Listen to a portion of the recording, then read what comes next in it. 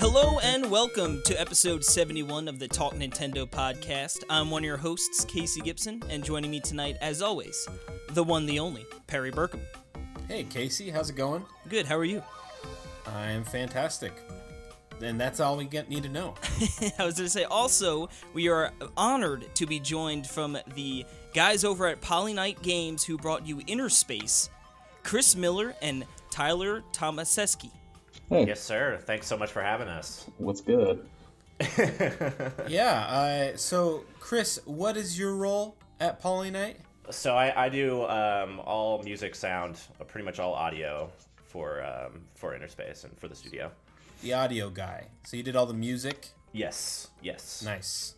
And then Tyler, what is your role? I am the programmer, but I'm also the director. All right. Awesome. Well, he's a little bit. He does a little bit of everything, honestly. Yeah, I'm also a lot of different hats. Yeah, that's Jack all of all trades. So. Yeah. Cool. Yeah. So you guys made InnerSpace. It's this really cool flight game for the Switch that came out a few weeks ago, right? Mm-hmm. Yes. Been, January 16th was when January it originally 16th. came out. Yeah. Oh, okay. There you go. Man, it seems like forever ago, but it's really not that long ago, actually. I know it's only like 14 days. Yeah, that's insane. Yeah, but I was thinking before we get into that, we wanted to talk about what you guys have been playing. You know, obviously as game developers, you're sitting there on the computer 23 hours a day trying to get your game out. But for the other hour, what are you guys playing?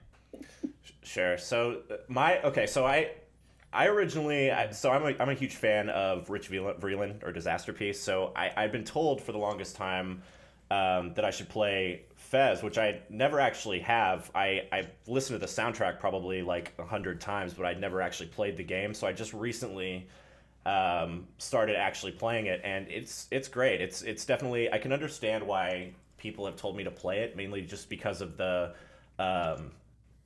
way music is used in the game as ambience and how it feels like a part of the world and whatnot. So I think that's pretty much been what I've been playing. I'm a huge Lena Rain fan as well. So I just picked up Celeste, and I've literally just played that. I'm not very far in. I'm literally probably only 15 minutes or so into the game. But you probably already died 25 times then. It's been more than that. I'm not good at platformers by default anyway. So it's definitely taken quite a learning curve for me to actually learn the controls and stuff. But sound and music wise, it's gorgeous. So I've loved every second of it so far. I particularly like one of the biggest. I'm not going to go on too long about this, but one of the biggest things, I think one of the biggest hurdles we had for InnerSpace was the dialogue audio, and that was one thing they do really, really well in that game is the way they pitch kind of the I guess it's like a simulated vocals. The way they pitch it sounds really, really good for the dialogue audio. I don't know if you guys have played any of it yet. Yep. Yeah, and they do it really well with the mood of, the situation too, where if she's like sort of timid, it gets like really high and almost mousy, And, I really like how they have used that. It's good at it adds a good amount of levity, at least early on, from like the old woman character that you meet in the beginning, and stuff. It's good at adding kind of a levity, I think, to the overall feel of the game. So yeah, that's pretty much what I've been doing. As we said, not a whole lot of time to play, but making time for it when we can. So totally. And yeah, it's funny you mentioned the dialogue. And we'll get into this too, but that's actually like one of my favorite songs or ditties from InnerSpace.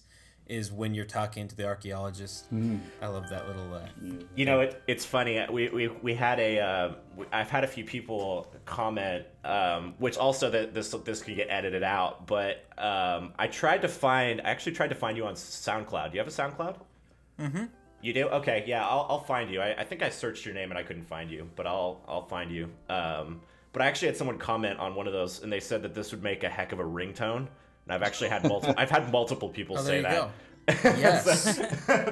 that's just it's just a dorky thing that I kind of geeked out about when I saw it. But I thought that was, it was pretty funny. It would be, yeah. You're right. That's good. And you know who the best dialogue audio ever is from Animal Crossing. Absolutely.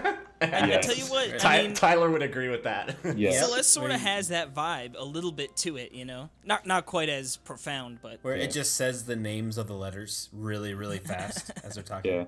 I have to throw in Banjo-Kazooie into that contest though, for like just all-time dialogue noises. Like, Which is actually what the Celeste, is it Celeste? Is that how you pronounce it?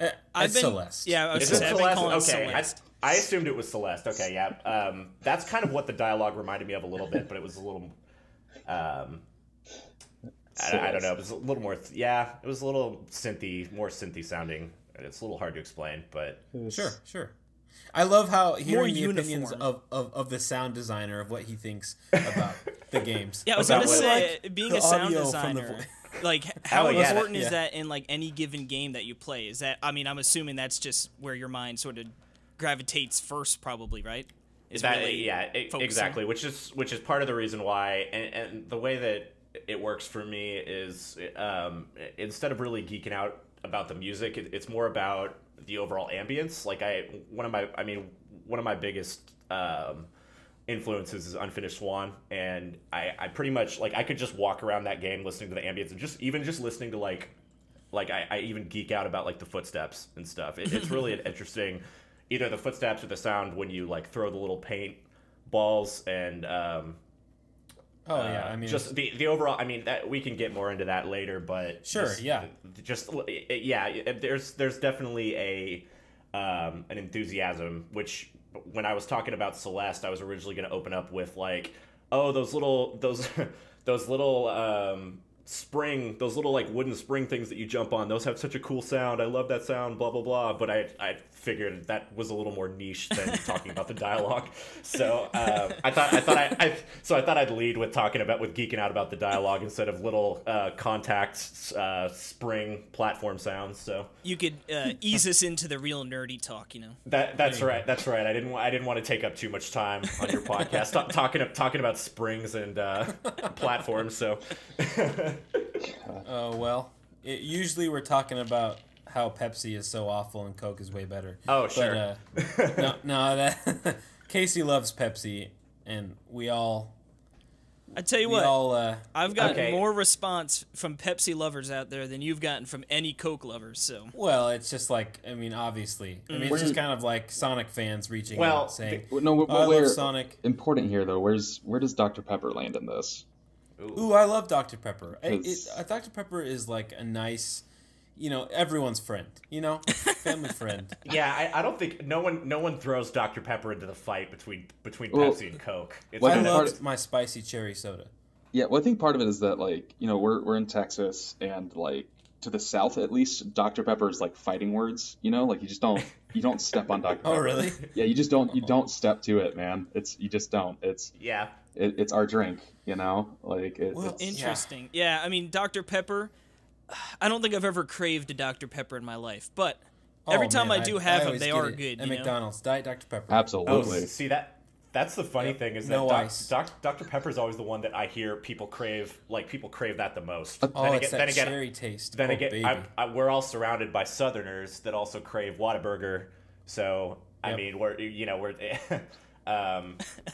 we may not be around the best audience in that regard, but hey, Whataburger is great. It just wrecks you.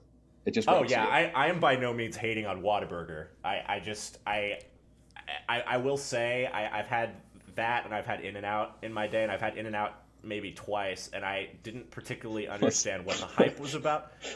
Let's not throw our game into the In-N-Out versus Whataburger. We're talking about video games. Let's not. Let's not get too much. We don't have either of those places up in New York, so no, or in Iowa over here. So what do you eat? Sometimes if you guys are ever southbound, you should give Whataburger a try. It's pretty good. Yeah, I've always wanted to try Taco Bueno. Oh yeah, Taco Bueno. Taco Bueno, I would say, is the best out of all the southern. No, don't go there. We don't need to. Wait, let's not. Okay. Let's not start Tex-Mex Holy Land wars here. I think this is something people very very strongly about. So I'm not going to go into too much detail. We're going to rebrand the topic of the show to fast food arguments.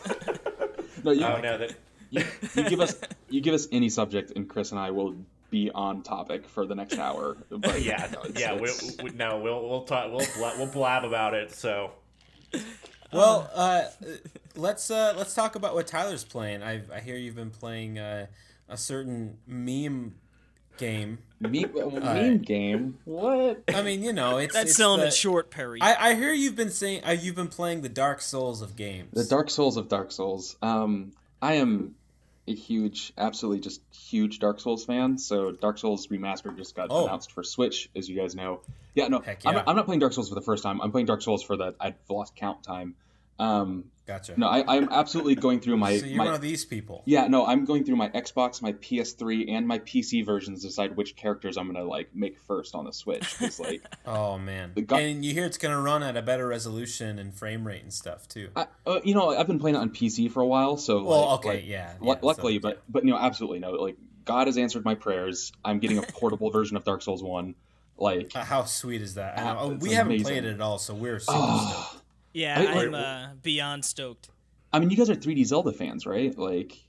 Yeah, for sure. Yeah. It's the grown-up version of Ocarina of Time or Majora's Mask. That's why I love it so much. But that and it is.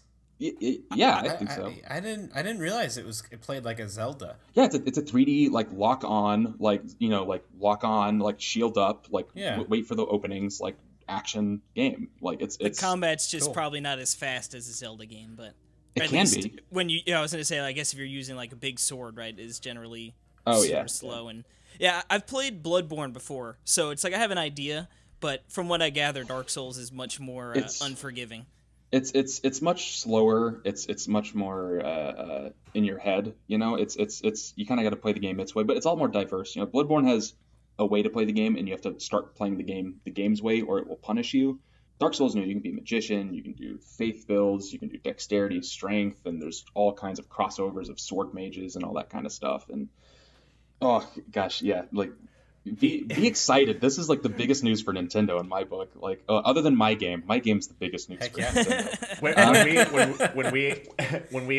When we heard about it coming to the Switch, we pretty much came to terms with the fact that we were never going to have Tyler's full attention ever again.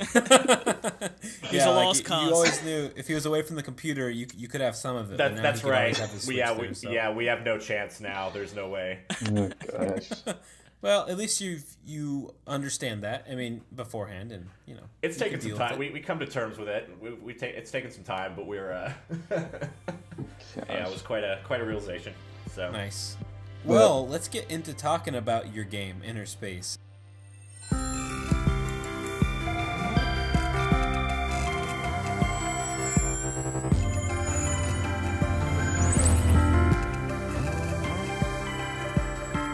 This is I have described it on our show before, and I'm sure that you guys, I don't know, this is my hot take. It's kind of I described it as Pilot Wings wrapped with Zelda, and I know that might sound kind of weird coming from you guys. No, I think that's great. To me, it's a very organic, open in the same time invertedly open game.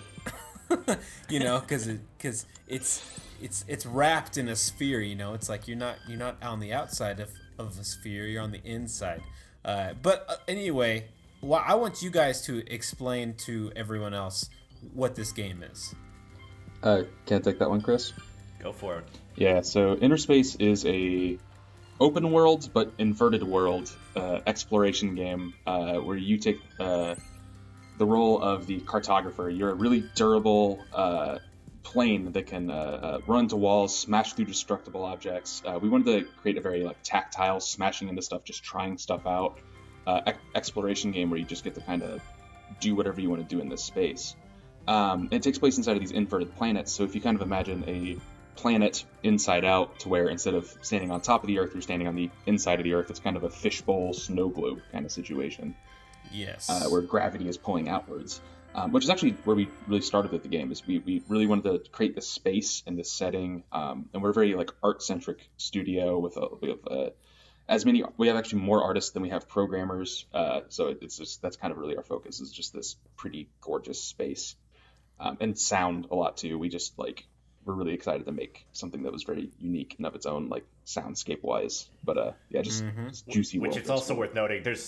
There's only 7 of us, which is also worth noting. So yeah, wow. And over half, and a good half, over half is artists. So yeah. I mean, so when did this project start? Oh gosh, 3 years ago. Oh man, lifetime ago. Yeah. So we were different men then. Yeah. All of us, man. So we started, most of us knew each other from college, and we were all kind of graduating and deciding what we wanted to do with our lives. But a few of us had worked on projects before InnerSpace. Most of us had made at least 2 games together, but some of us had made upwards of 4 or 6. Just smaller, little kind of game jam, 3-month projects at highest. And we decided that we wanted to start an indie studio that, being able to pursue our own goals was, and 3 years ago we were talking about if we wanted to make something for the Wii U or not, Right. Yeah, right. So very. You dodged a bullet. Yeah, I was going to say, good move. Your words, not mine. Hey, we love the Wii U here. I love it. I love it too. We pride ourselves. We started in the Wii U era before people got back on knew board. the Switch. Yeah. So we love Wii U. Anyway, yeah, continue. Yeah, actually, I mean, one of the game ideas we were even considering it was actually a game developed that would have been exclusively for the Wii U, but really? Yeah. It was something we'd made a version of where originally the game ran on a PC computer and an Android tablet, and we thought a 2-player game that's on a tablet and on a PC, that we're talking Wii U. But I think we looked at the console lifespan. We're like, by the time we finish the game, something new will be around the corner. So Oh, what a shame, because that would have been really cool. Not to mention, this was also this was when we were still in school too, right? So this was when we were doing a class at UT Dallas. Yeah, we didn't even know if we'd be able to get a dev kit, and we've been working for the last 3 years, and we only got dev kits a year ago. Gotcha. So, but so it started out of college. Or actually right as we were leaving, we kind of started running our Kickstarter as just a couple of us were taking our finals actually for our last semester. But we kind of did that, worked out of our bedrooms. At one point, I think I had 5 of us in my bedroom, so people would just wake me up and start working on their desktops next to me. It's about as humble as you can think of. We would have meetings every other week. We would have sprint meetings literally at Tyler's house in his bedroom, and that went on for a good year, 2 years, even longer. 2 years. 2 years. Dang. Yeah. Gee. Wow. Yeah, went on for a long time. Yeah. Most of us were doing it as kind of a side project on our spare time while working day jobs. But for the last year, we teamed up with our publisher Aspire, and we were able to bring on 2 additional members. We were 5 people throughout that, and now we're 7, and we were able to get our dev kits, go full time, able to add Switch support, PlayStation, Xbox support. Switch has been, I think, the most fun, though. I mean, and that's not even me pandering here. Just, I love the Switch. It's fun, and it's well, it's the best console. I mean, we all know it. It's okay. But it's not pandering if it's true. Yeah, I think our network programmer would agree. Yeah, as in a really dry, boring programming way, it was really fun to port for. In an optimization way, it wasn't as fun, but it was much more approachable. So this last year has been a lot of getting Switch up to snuff and all that. But I think that's mostly talking about the way we developed, but. InnerSpace starts as we were leaving college with this weird idea of an inverted planet, and it wasn't even a flying game at first. We're like, should it be in a boat? Should it be like Wind Waker? Should it be flying? We're like, well, we're an inverted planet. Right. We're inverted planets. You want to be in the air. This is like a air game. Yeah. Well, I mean, there's a lot of water as well. There is, yeah. I mean, and you get to go underwater too. So you're also like a submarine ship like plane. Well said. Yeah. I think there's the physics part of it was also something that at least I know from Tyler that he'd put a lot of thought into it early on with the gravity essentially moving out from the core of the inverted planet. Yeah. Its origin was actually me trying to make a 2D Super Mario Galaxy, and then I messed it up and made the planets inside out, and I was like, oh, hey, that's a game. So that's awesome. Yeah.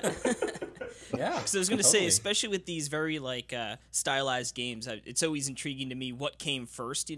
Was it that idea of this beautiful world that goes hand in hand with the music, or is it like, and then you sort of find what the game will be out of that? But it sort of sounds like maybe it was more just that. All right, working your way into the middle, and then sort of the aesthetic and everything sort of came afterwards. Yeah. It was really it was really trying to figure out what visual style would sell this space. We worked a lot with gradients of trying to sell height and space. One tough thing that you really take for granted is because in some of our earliest prototypes, so at first we had the idea of this inverted planet, and the game kind of grew out of that, and a lot of it was like, all right, we tried this simulator, more like sim heavy flying game, and then it was like, oh, this is really nauseating. Like you have to always know which way is down.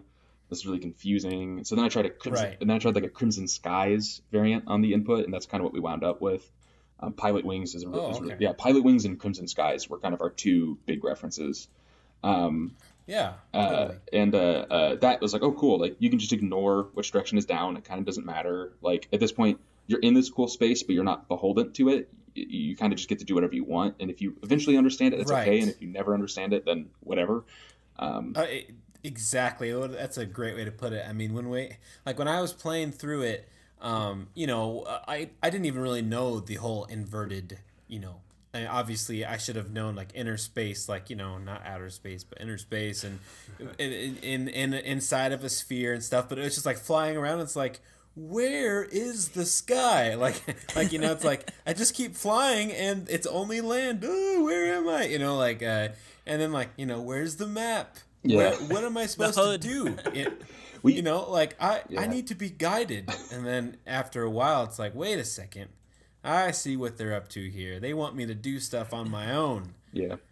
So it's really interesting because actually for a long time we actually had a map in the game, but we realized in the game where a map's a two-dimensional representation of a 3D space, and it allows you to look at things that you can't physically see. But inside of these inverted planets, you can see everything. You can see the opposite side of the planet. It's right above you. And with that kind of setting, any kind of map was kind of pointless because it's just there. You can just see it. So why would you need a map? So it was one of those just no matter how much we would try to guide players, it's it just there's no way to do it. It was just very you can go anywhere. We can't stop somebody from going somewhere. It's right above them. And adding on to that point, I just remember we toyed around. I just remember we had some early concept ideas for a map where it was if you're flying around inside a 3D world, I remember we had this concept. I don't remember who came up with it, but it was when you see, have you ever seen those 2D kind of representations of what an unwrapped globe? You know what I'm talking about? It's hard to explain, but it kind of shows them all in it's connected, but it's a bunch of yes. Yeah, I can't even describe what I'm trying to say. You guys know what I'm talking about. Yes, for sure. Yeah. It's not like a perfect square. No, exactly. Yeah. And I remember we had kind of a concept for that, and we kind of realized that was even more confusing than just having the player flying around in the inverted planet to begin with anyway. Right. So that was kind of a jumping off point, I think. Were you guys nervous not putting a map in there, that it might be a little bit too obtuse for a certain kind of gamer, that someone's that isn't willing to really put in the time to just sort of figure it out? I think ultimately that's something that even now in the patch that we're working on, it's got frame rate optimizations and a bunch of stuff, but I think it's something that we're always nervous about, and it's something that we knew would be a challenge for the game, and we just from day one were fighting against. And even to this day, some people still get lost and some people get confused. I think part of it too is it's such a chill, pretty looking game that sometimes you just want to turn your brain off, and then sometimes you realize I found that happening to me. Like I kind of described it in my review. It's like almost hypnotic. Like it's easy to lose yourself. Part of it is just exactly. I think a common word that we heard, because I remember when we showed this game, we showed it at PAX South I think 2 years ago, and we had a good maybe a few of the worlds put together. And one of the common words that we heard a lot was therapeutic. Was how people would describe it. The experience of it was therapeutic, which I thought was a very cool. I think that was an awesome way to just. I mean, I would love to hear that. I think that's a great way to describe it. Badge of honor. Yeah, I mean, so I really want to talk about the ambience of the whole game, and I know we've been talking about that, but really that is to me the strongest thing of the game that really caught my attention, and I'm sure most people's attentions, is I don't know, like, especially with Chris here, who is the sound designer with ambience. I mean, and he was already talking about how he obviously has a passion for for the ambience. Now, like even just kind of just sitting there and talking to the archaeologist, I love that the sound of him talking, and then just even the writing goes perfect with it as well. But I mean, what was your inspiration like for everything in the sound design? So this is kind of okay. So this is where I think the process was what played a big part in it overall. Was originally way back when I had started working on the sound for the game, we had a tendency to go, at least for the planes and crashing the plane and all that stuff, we had a tendency to make things sound more realistic, which is kind of I think just where your brain goes to begin with, is like, well, I have a real world, I've heard sounds like this throughout my whole life, so I know what metal hitting metal sounds. I know what metal hitting rock sounds like. So originally I was like, well, I'm just going to do a bunch of recording, and I'm going to have these planes, they're going to sound like metal, it's going to sound like mechanisms, and then they're going to hit things, and it's going to sound like metal hitting this. And then it was kind of, as we continued to develop the game, and it actually kind of started to grow in its stylized voice, that was when I kind of realized that the sound in itself, I think, needed to play in this musical world overall, kind of play in the musical world as well as alongside the music, as opposed to in contrast to it. So instead of having like a soundtrack and music playing and then having realistic audio or realistic sound effects, that was kind of the jumping off point as to thinking like, well, how can we incorporate the audio of this world, or the ambience and the sound effects and stuff, how can we incorporate that into the music, which I think was kind of the biggest creative decision we made in terms of the audio. And that was where a lot of the reference material came in handy, like Ho Hokum, where they use a lot of musical synth sound design and whatnot. Same with Unfinished Swan and Monument Valley.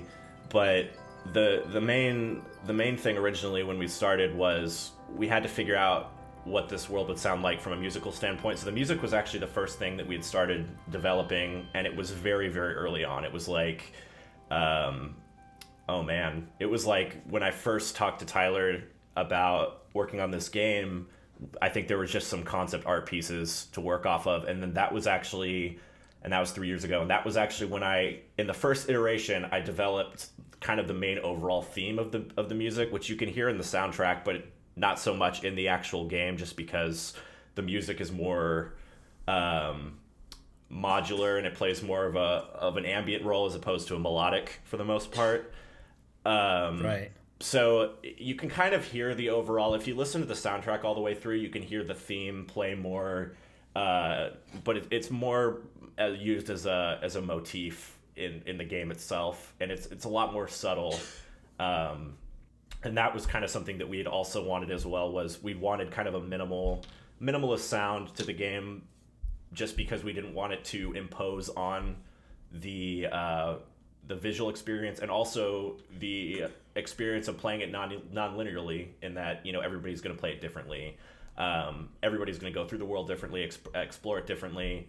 So we didn't want to have, you know, this sound kind of, you know, playing over or getting in the way, I suppose, is the best way to put it. Like a separate entity.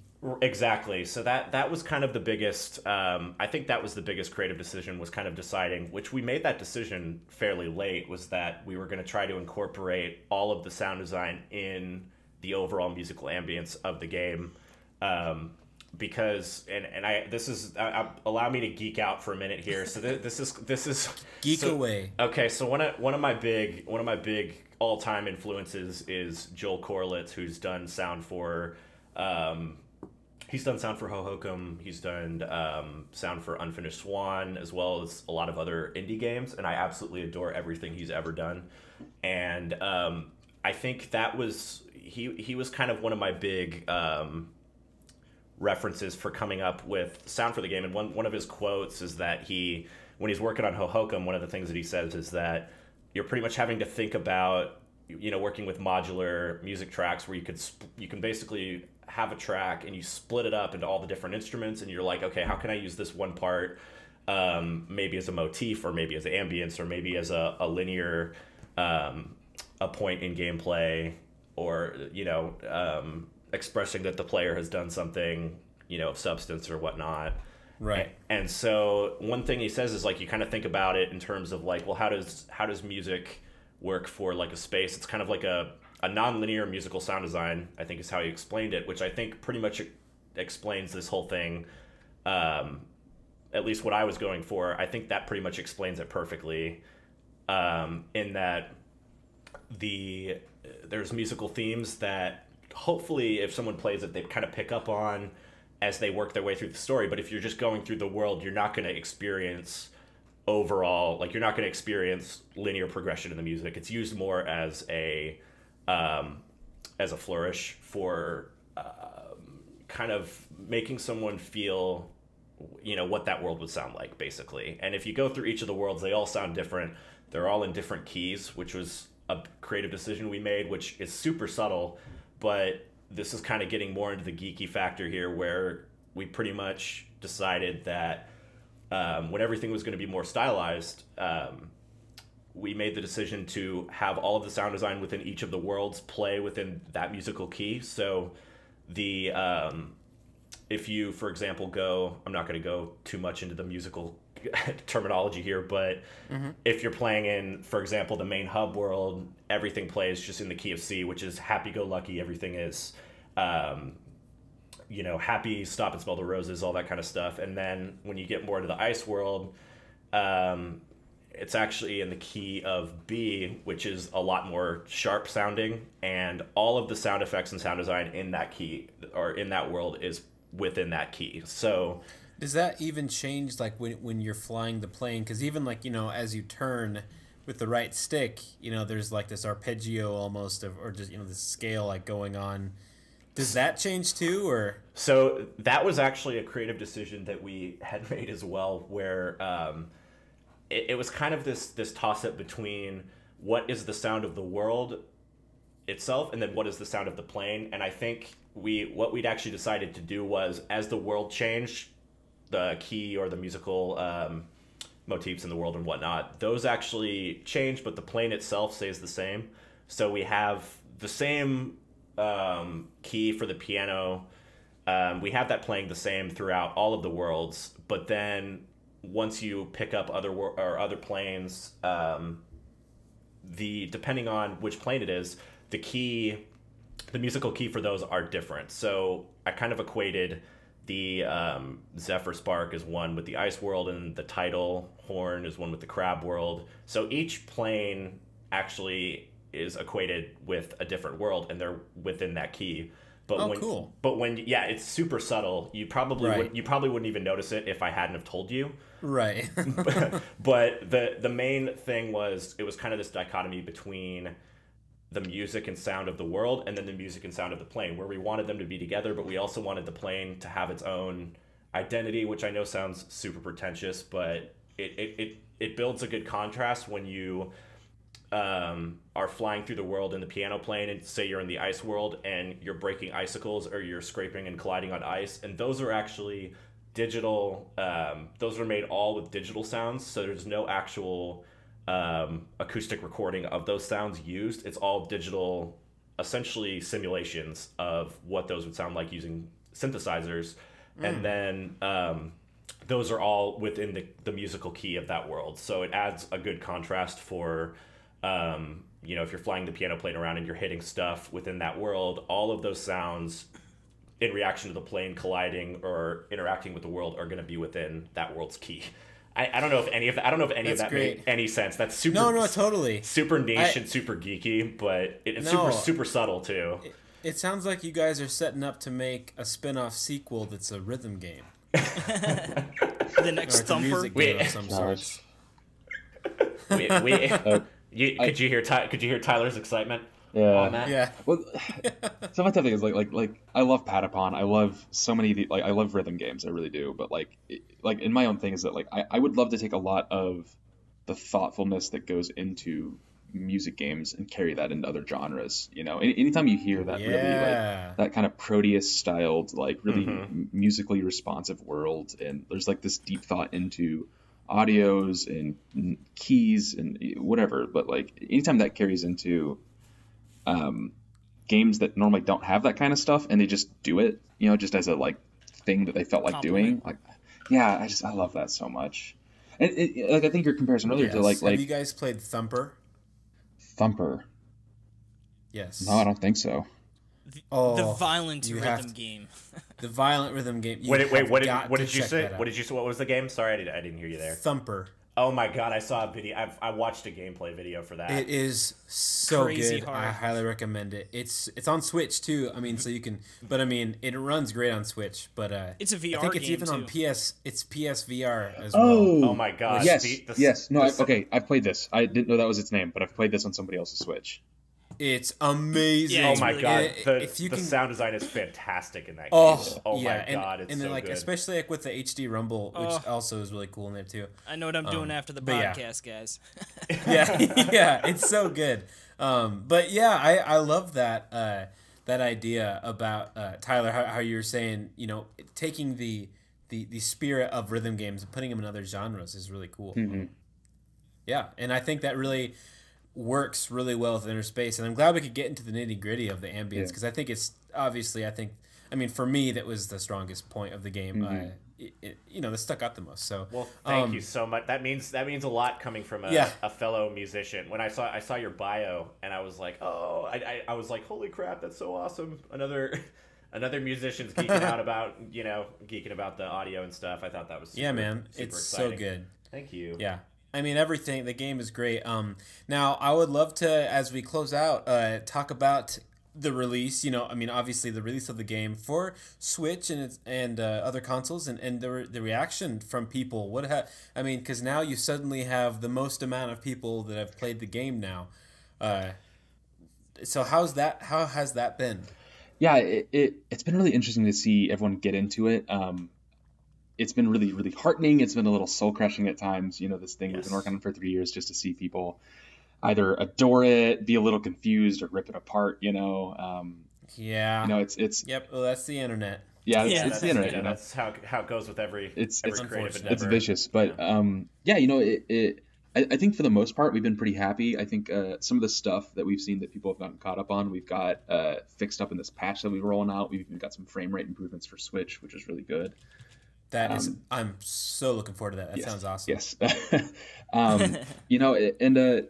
think the big thing is that we always knew that this was going to be a really odd game, and we've done our best to make it really approachable. And some stuff has remained really odd and remained really weird, and it's the kind of thing that requires the old school Nintendo Power approach of what the hell do I do? Right. The schoolyard game where you got to talk to your friends. Recess. And figure out what's going on. And it's but generally with reception, I think it's been pretty positive. We've had a lot of 90s, a lot of really positive reviews.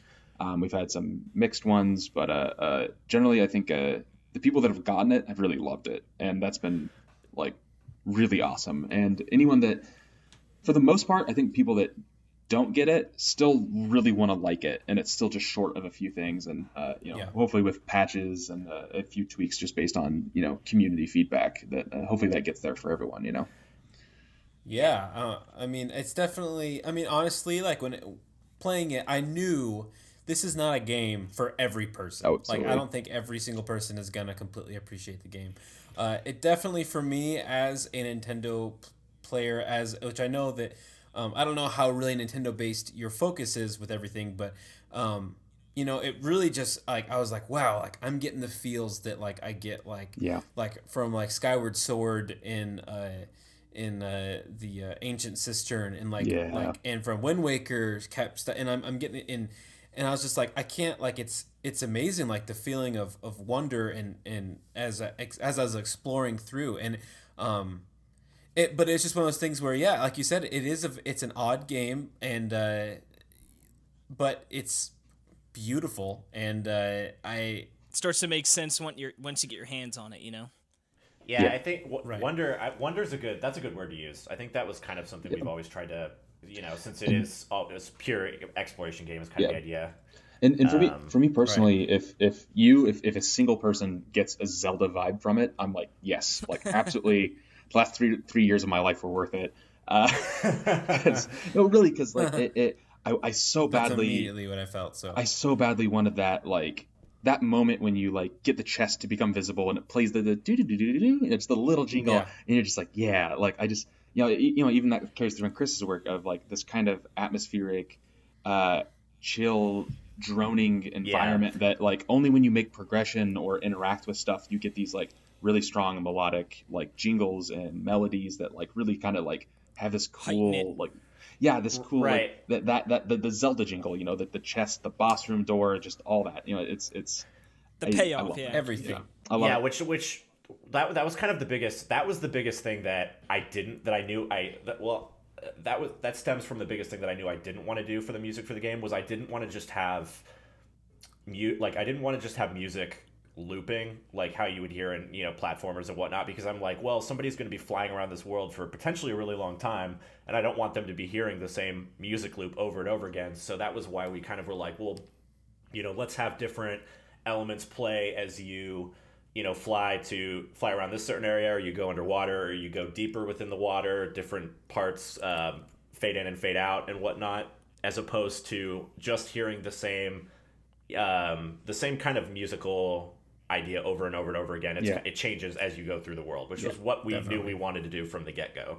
It helps make the world feel like larger too, where you're being rewarded, this is a new area, it's a deeper, change of pace, to sort of... Right. That was pretty much one of the biggest things, was like when you go underwater, and we were like, I was always like, we want to have that fast arpeggiated thing playing, because it's like, when you first dive underwater, there's like bubbles and whatnot. I was like, let's simulate that with the music and have all these fast arpeggiated things, and then it's kind of like as you go deeper down into the water and into these caverns and stuff, those fade out, and then you hear these more long, sustained, lower synths as you go within the water and you kind of go deeper.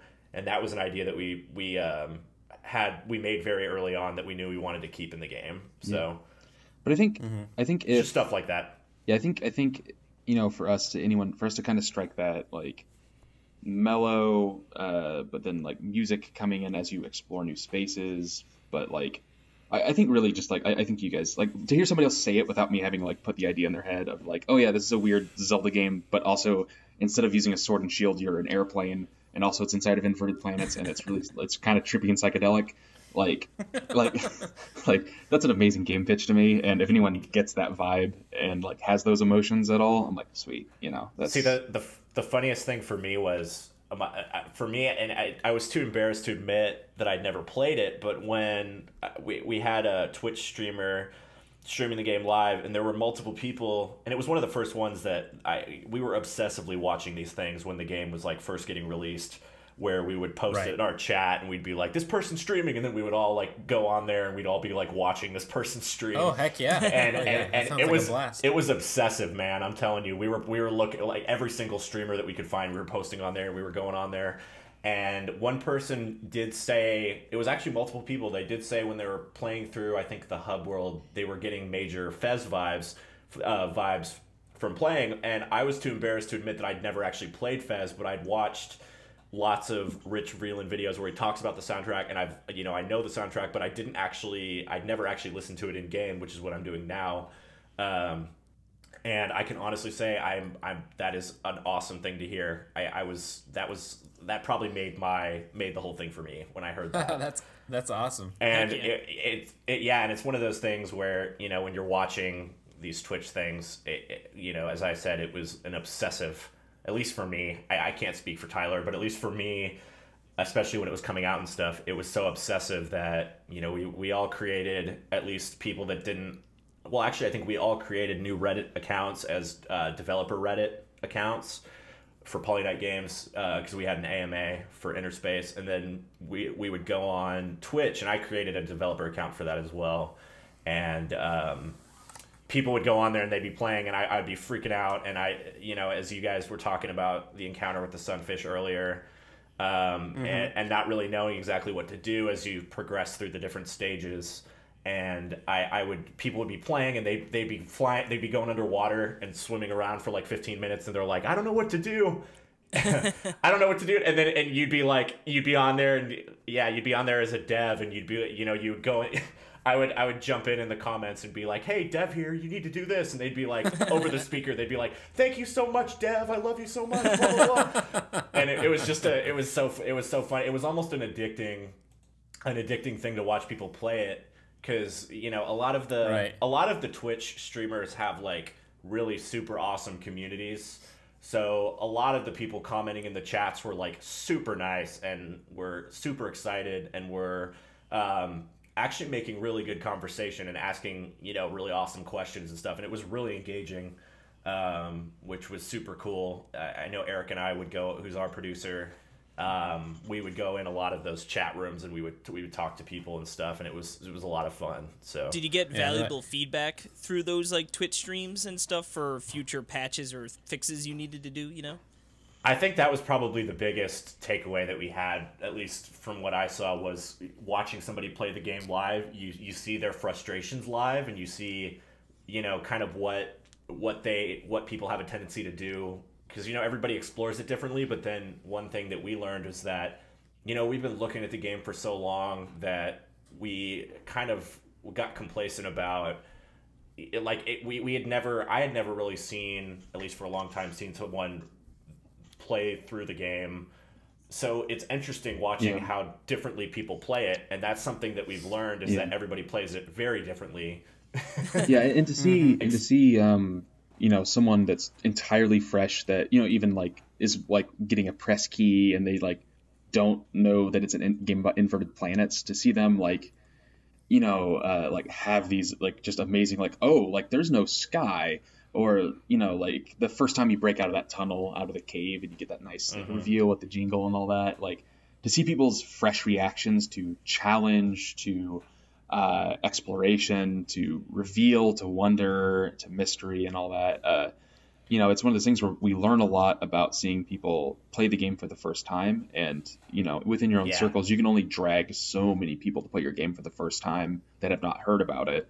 And to really see someone, for, better or for worse, to play it for the first time, it was addicting, and it was terrifying at first, and then it was addicting, and then it was sometimes annoying, and sometimes it was just a guilty pleasure. And I think most of us at some point had like 3 different Twitch streams up, and also we're doing work, and it just to kind of I think also like really participate with the community like that. And I think we're still a small enough studio that like it's not unreasonable for us to try our best to like really engage with everyone.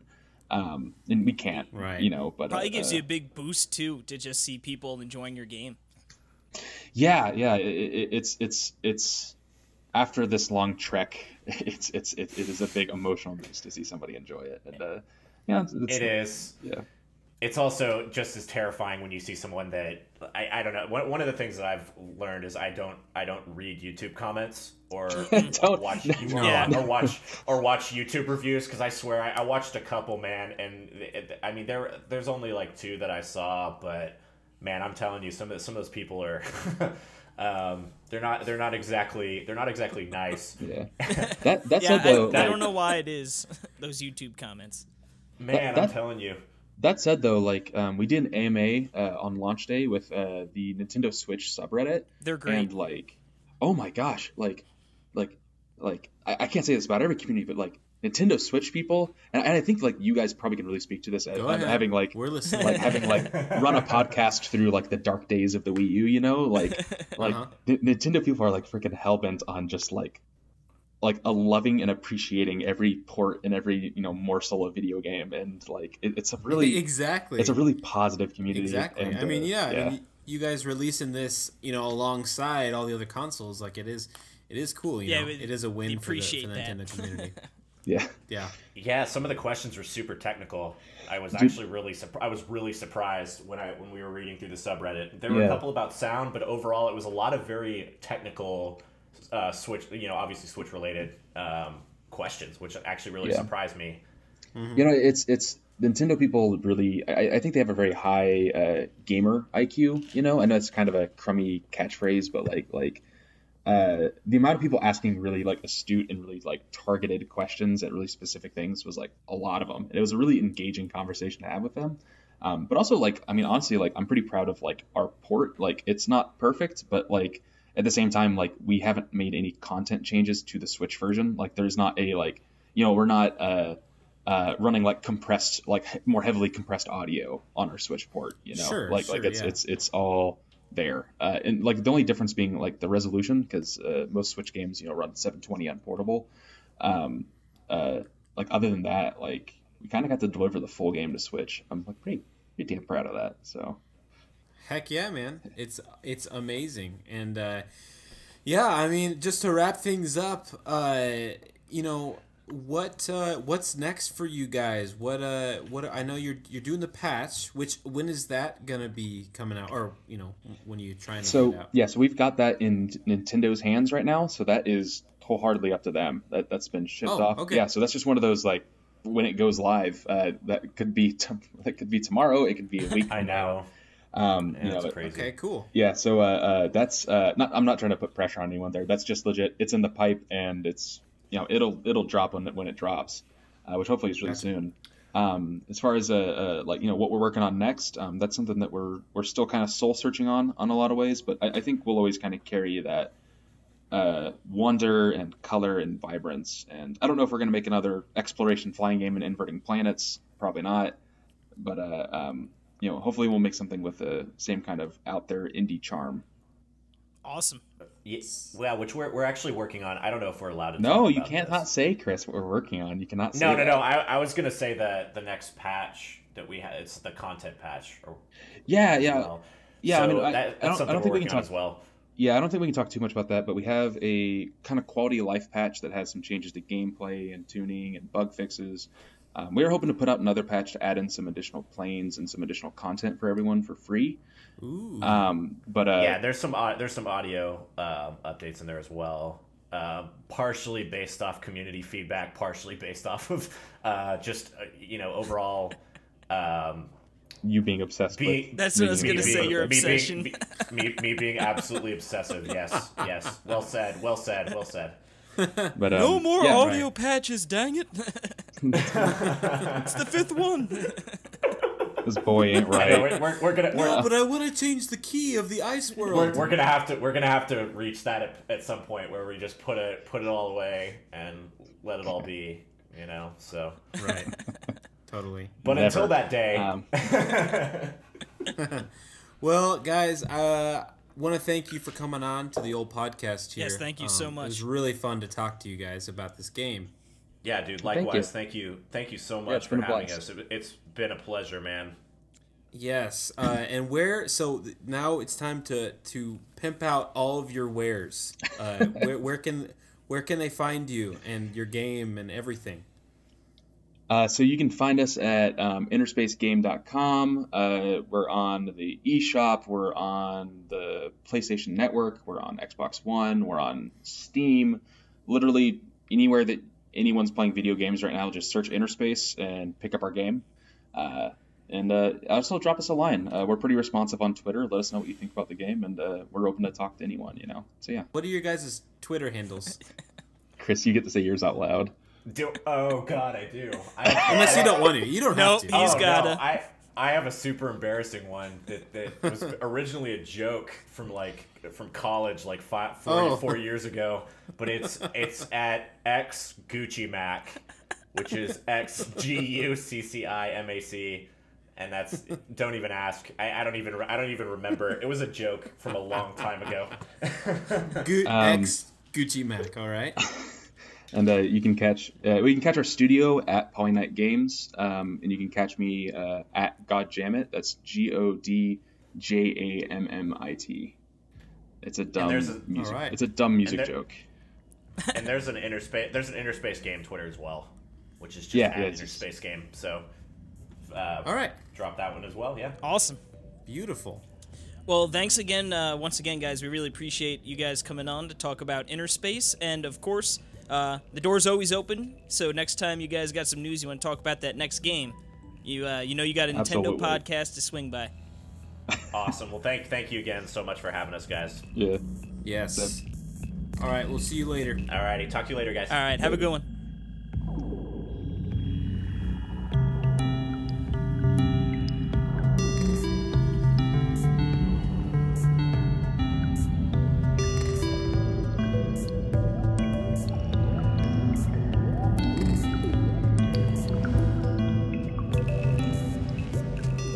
Alrighty, we are back, and once again, we just want to thank Chris and Tyler for stopping by.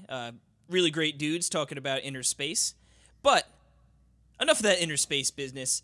We touched a little bit about what those guys were playing and what we've been playing, but we didn't really get to talk to Perry. And you've been playing a pair of review games, haven't you? I have. I kind of snuck a couple in. I didn't. Yeah. You sneaky devil. Yeah, we were just talking InnerSpace, and we're going to keep with the space theme, because I have been playing Space Dave!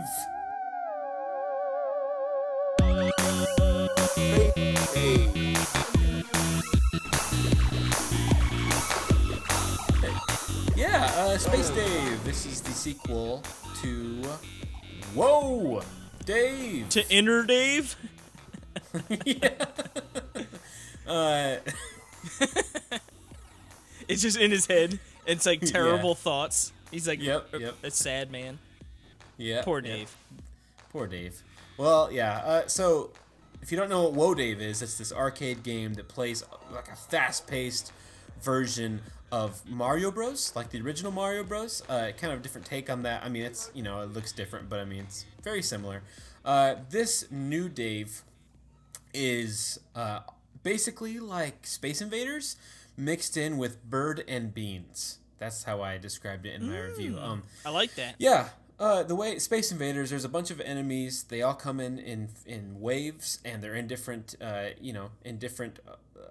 shapes, and you'll attack them. Now, they will dive towards the ground, and if they hit a piece of ground, that will turn into lava.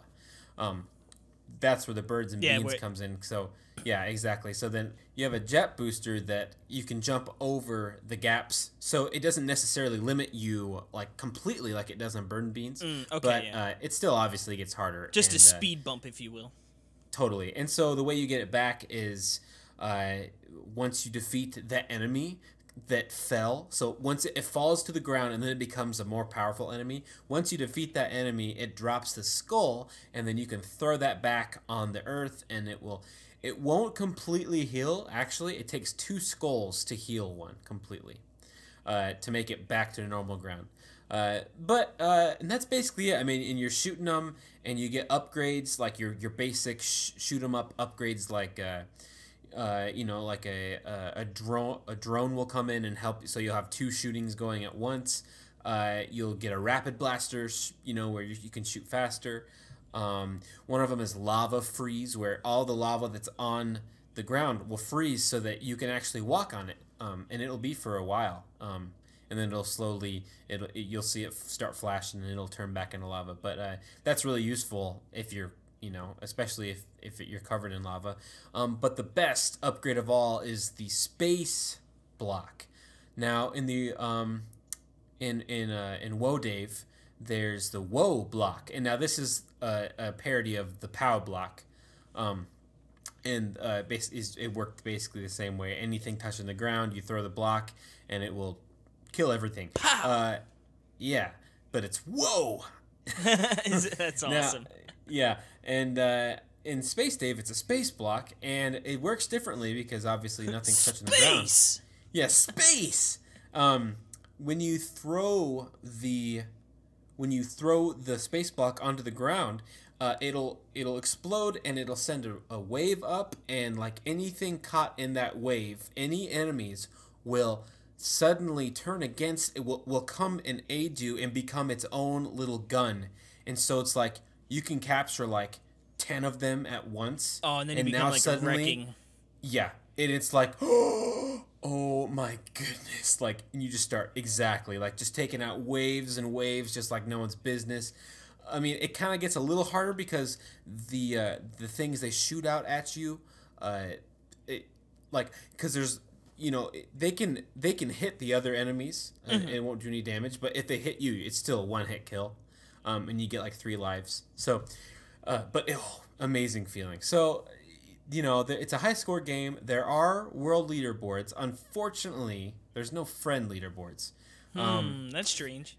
Yeah, it is strange. I did email them, and they said that they actually are working on getting those in soon to the Switch version. So, which would be awesome, because to me that's the whole thing. Is I don't really care about other people. I care about if I've beaten my friend at the game. Yeah, I don't want to see how bad I am behind the top scores.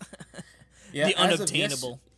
As of yesterday though, I was still in the top 15. And I think we have a listener. Let me find his name real quick.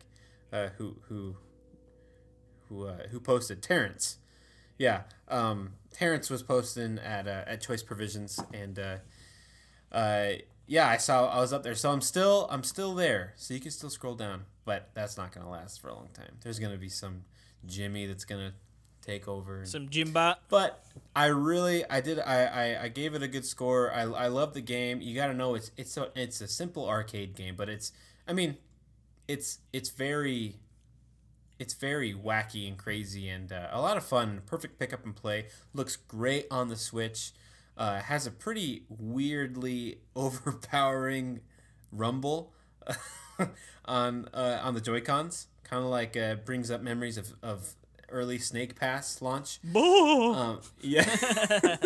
Yeah, but you can turn the rumble off if it bothers you. I mean, it's not like it was never like too crazy, but it's like kids. It's a little jarring. If you're playing this in school, the teacher's gonna tell you're doing something over there. So you know what it is? It's when what normally gets me with the HD rumble is when like those rare times and.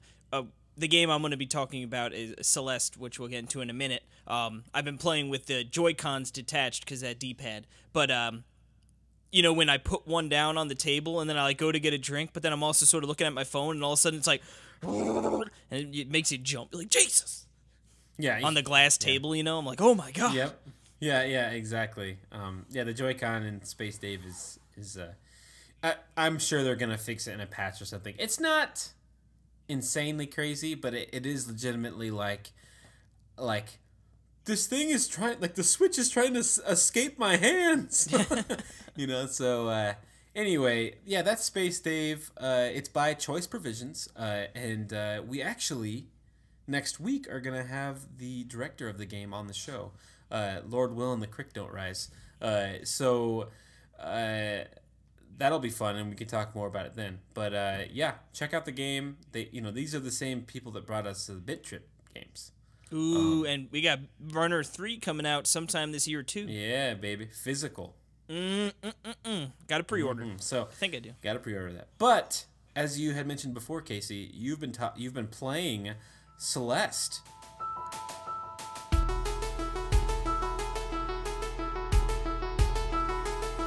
I sure have. Now, this game right here... Man, I want to hear about this game.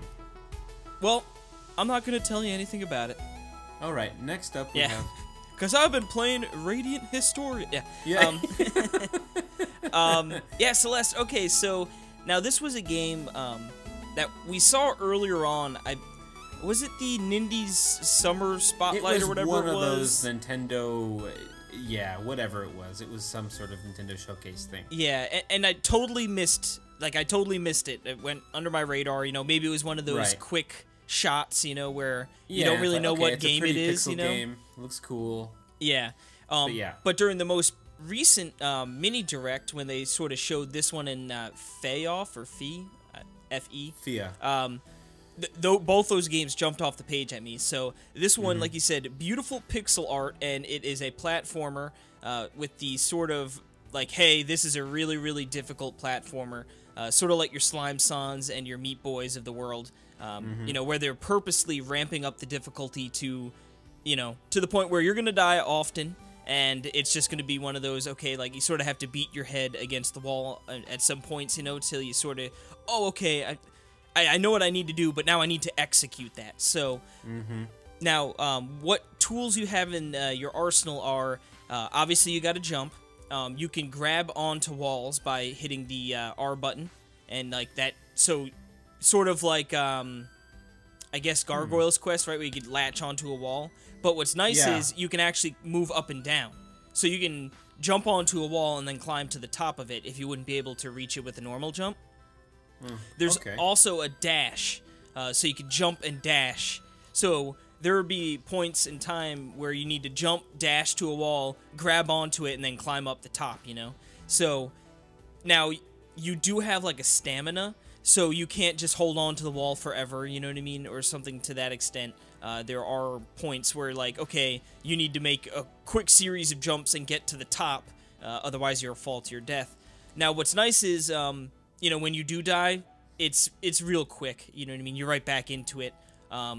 Each screen is, sort of like a sustained puzzle, get to the exit... and sometimes there's, I don't want to say exit, get to the point where you could push to the next screen. Sometimes there's multiple screens to choose from and secrets to find. And then again, sort of like Slime Son, where they had the apples sort of scattered about, this game has strawberries. What's with the fruit thing here, huh? Yeah, I have no idea, but these, now, I don't think they do anything at all. I think they're just literally a badge of pride to sort of be like, hey, each level has X amount of strawberries, and you can be like, hey, look, I got, 28 of the 30. How many do you have? So I guess sort of just a personal kind of thing. I have 30 of 30. Well, I guess I'll stink. Yep. But no, these strawberries are really tough to get. I shouldn't say all of them. Obviously, there are going to be some that are easier than others, but some really require either really precise movements and jumps, or even just sort of thinking of how to even get to a certain area sometimes is half the puzzle, It's all right, how do my jumps work, and how can I use those tools to sort of get to that area? But aside from just the, really difficult gameplay, I mean, as we said, it's pixel art, beautiful, really, really beautiful. They do some really cool things with the lighting and just some really great, elements to just make it stand out. As we talked earlier with Chris, how he admired the text box, how they talk. I think a lot of the sound design and the music is really, really beautiful. You can actually, I believe, get the soundtrack on iTunes and stuff. It's really nice to listen to. Now, what's really cool about this game is that, with most platformers, there's some sort of there's a throwaway story, you know what I mean? Sort of yeah, this is why you're doing these things, but, obviously the majority of the focus was... It's based on gameplay. Yeah, making sure that the level design was really great, that it's fun to play, it feels right, it's challenging, but, all that stuff. But... And it does that. Celeste does that wonderfully. The level design is top-notch. But what I found really amazing is that they were actually able to add a story that you actually care about and really has feeling. And it's sort of... It seems to be... I'm not super-duper deep into the game. I think I'm on the 6th level. maybe the fifth or sixth, or around that point. But okay. How many levels are there? That I'm not sure. Okay. Yeah, I'm not 100%. But it's really interesting because it's just your main character, Celeste. Actually, I think it's Celeste Mountain. I forget her name now that I'm thinking about it. It's definitely not Celeste. Oh, it's Madeline. Madeline. One of those. So she's having like some sort of like mental. I don't want to say mental breakdown or something, but she's having a hard time, and like climbing this depression. Yeah, like maybe maybe it's battling depression and those kinds of things where her goal right now is I want to climb this mountain, and she's being told she can't, and then she's like, oh well, of course I can, and as you go through, you find like a mirror, and all of a sudden like a mean Madeline breaks out, and it's sort of like it's another one of her, but it's like sort of like the manifestation of like I guess her bad thoughts, you know what I mean? So and she's, you can't do this, you always screw things up. Don't try and help that person, like. And so it's interesting to see how this is developing, and there'll be points where you're in, for instance, the one, it's an early level. It's you get to this hotel because you're climbing the mountain, right? So there's a hotel somewhat close to the bottom of the mountain, and you get in there, and it's weird, and it's sort of abandoned. You find this guy, he's sort of strange, and again, you're sort of trying to help him, but like he's also being really weird, and it's like I don't know if I should be helping him, but it's just interesting to see how the characters interact. But then that was also a level that really stood out to me. It's just because you get to these points where all of a sudden, like, okay, bad thoughts have sort of taken over, and now I'm in the hotel, right? Or I'm in this area, but it's clearly, like, also melding with, like, her mental state at that point, so when she's panicking, now all of a sudden, like, the world is coming to life in a bad way, where it's, like, sort of like the nightmare is taking over. So it's really, and then that presents new elements and new factors you're going to have to deal with when traversing that area, you know what I mean? Right. And it's just, the game is wonderful. They really did, like I said, I haven't really seen too many platformers that sort of tie in a really compelling and interesting sort of plot line to go along with just a masterful level design. I have not tried any of the B levels yet, but located in each level you can, and it's sort of, hidden off the beaten path, so it's not like, I'm trying to think. It wasn't like so hidden like you would never find it unless if you're scouring every single inch of each screen, But you will find secret areas, and then you can get the B side or the B tape, and it's that same level but remixed to really, really, really difficult levels of of insanity, if you will.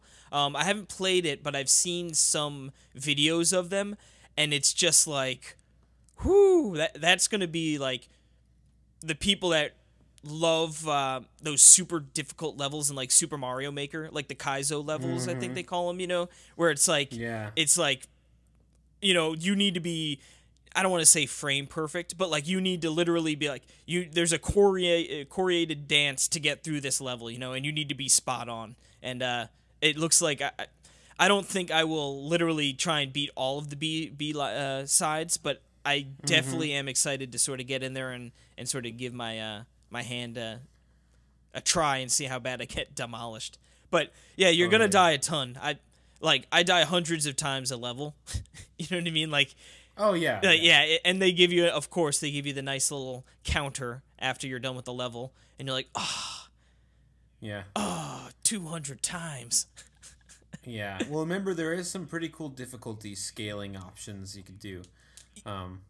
Which, have you ever dived into that yet? No, I haven't messed around with that because while the levels have been very difficult, there hasn't been one where you know what I mean, where I couldn't get past it. There have definitely been like screens where I've probably died 20 times, and then it's like sort of finally like clicks and you work your way through it. But it is nice that they do have that option. Yeah, no, it's I want to say it's difficult, but it's not like insidious levels where you just, want to put the game down or anything.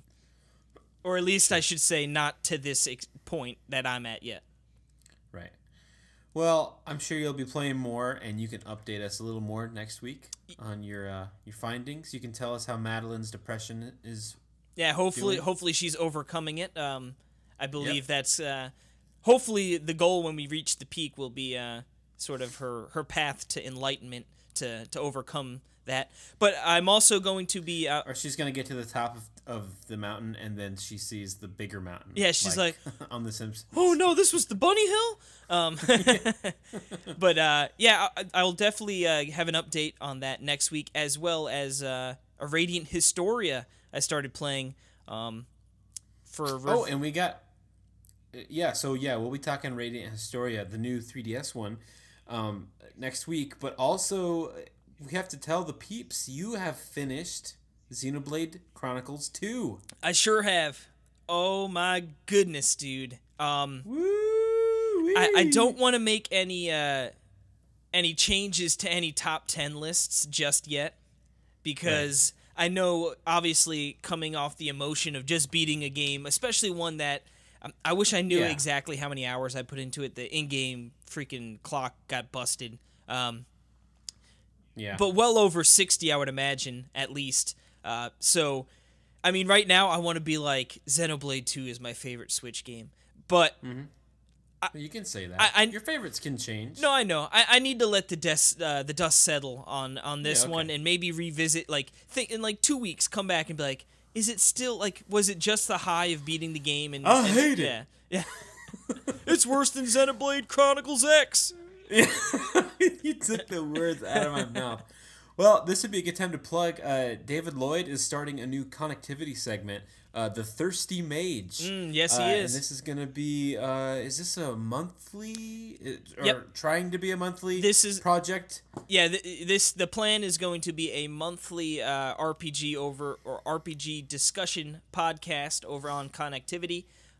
Each month, sort of go into the real nerdy, get into the mechanics, talk battle systems, stories, music, character development, all that jazz. I believe the idea is going to be the first 90%. No. The first 90% of it is going to be spoiler free or light spoilers. You know what I mean? Obviously, if you're talking about characters that maybe are introduced a little bit later into the game, that could be spoilish. But no, we're not going to be spoiling any of the really story elements until that very last segment, where then it's going to be like, hey guys, if you haven't played it, flip it off, flip the podcast off kind of deal. And then you sort of get into the more spoily cast stuff. But I know spoily cast. The old spoily cast, man. So yeah, no, that's going to be a monthly thing over there, and I believe the first 2 months are already lined up for Xenoblade Chronicles 2. I believe we're going to be aiming to record that sometime in February, with the release coming during Xenoblade Week over on Nintendo World Report, which is going to be big old celebration of all things Xenoblade. And then I believe the second episode will actually be Radiant Historia, the perfect chronology, I believe, is the title. So pretty exciting things. David is awesome, so I have no doubt that the podcast is going to be equally as awesome. So it's something to look forward to. One more time, that's The Thirsty Mage, and actually they have there's a Twitter you can follow for that, and I believe, isn't that at The Thirsty Mage? Yeah, somehow nobody had The Thirsty Mage on Twitter. Yeah, I can't believe amazing. It. So it's not at The Thirsty Mage _16. It's just at The Thirsty Mage. So it's just The Thirsty check Mage. That out. And it's going to be part of Connectivity. So, and we'll definitely let you know, obviously, when that comes out, because Casey's going to be on it.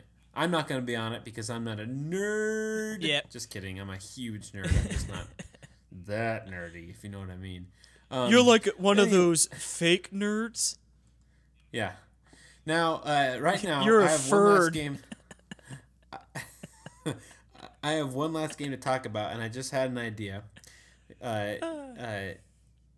It's called 10-second run returns, and now I'm going to run a timer for 10 seconds, and I'm going to tell you about the game in 10 seconds, and that's going to be it. Here, how about this?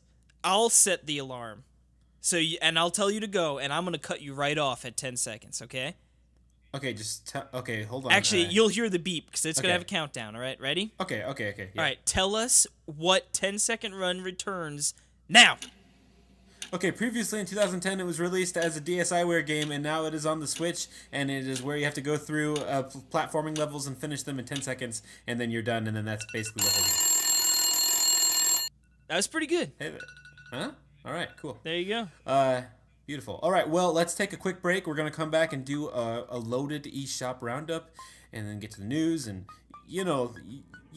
The whole rigmarole, as they say. The whole bippity-boppity, as they've said before. Scoop-bop-a-dop-bop-bee-bop-bay. Craigslist eShop roundup.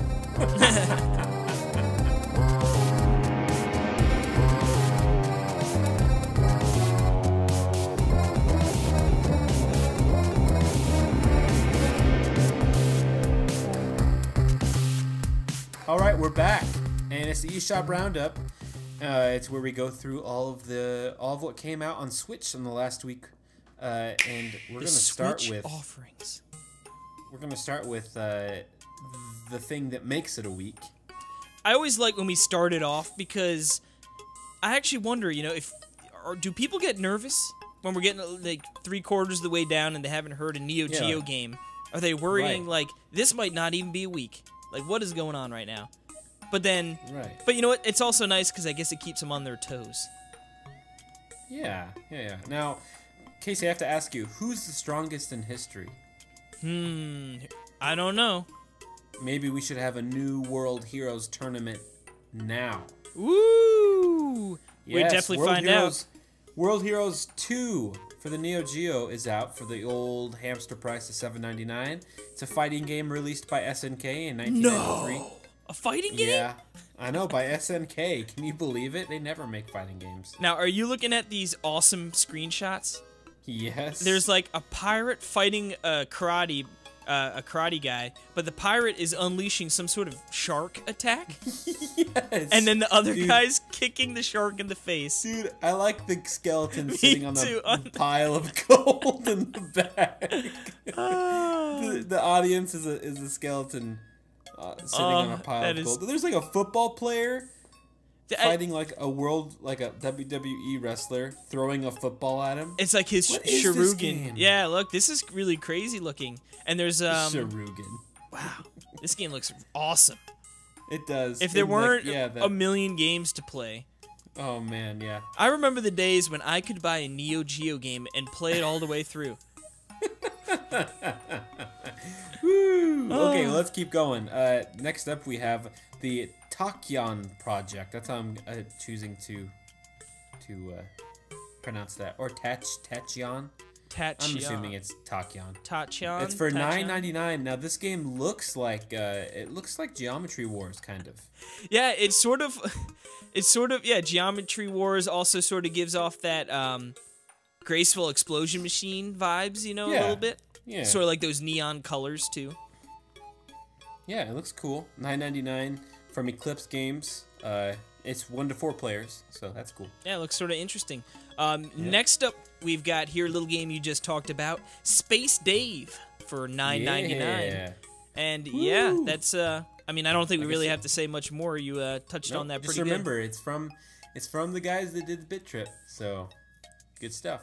But yeah, next up we have Dust Off Heli Rescue 2 for $14.99.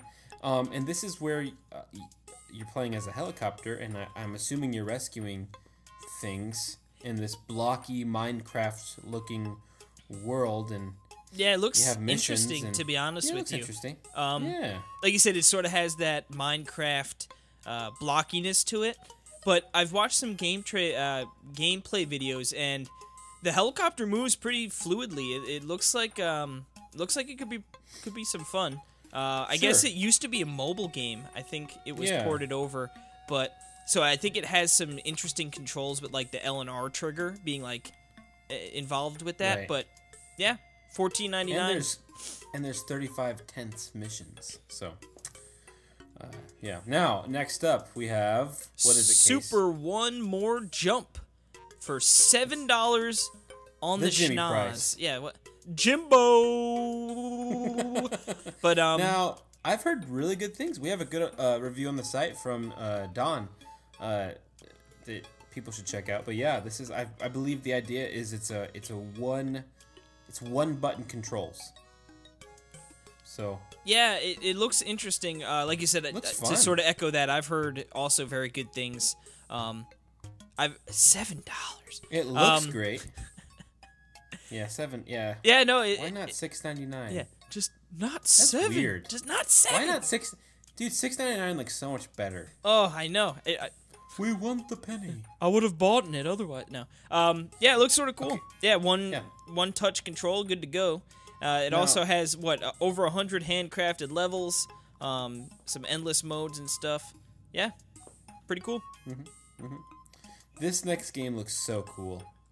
Seriously. Now, this is a hamster toss, but it's not Neo Geo. It's an arcade archive. And this would happen to be Kid Nicky Radical Ninja. And if you're looking at screenshots, they're pretty sweet. Weird looking. Kind of reminds me of, those games released on the Wii U Virtual Console like last year. Remember, where you play as like a monk or whatever? Not ringing a bell. They've got an error on their page here, though. Got a typo. Oh, do I? No. They do on the Nintendo page. What is it? It says Kid Nicky Radical Ninja in parentheses, but in Ninja, the parenthesis is between the J and the A instead of after the A. Ooh. But anyway, action Good game find, released in 1986. So, Woo. No, the sprite work looks really cool. Like you said, the characters looks very bright, nice and defined. You know what I mean? It's not like he's like a blob or anything. Yeah, it looks interesting. Yeah. Yep. All right, let's move on. What else do we got? Next up, we've got Zero Gunner 2 for the Nintendo Switch. That's also clocking in at $7.99.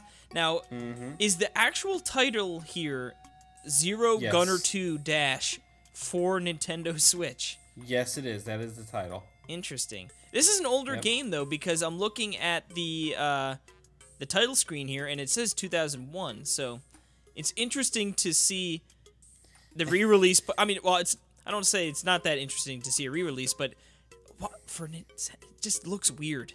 Yeah, I know. And the abstract on the eShop says Psycho or whatever it is, Psycho Revival, and then 2 exclamation points, and then it says play the good old arcade game. Play the good old arcade game. It's good and old, baby. I guess. Well. And I said that price, right? $7.99. It's like a shoot 'em up, right? Or no, what is it?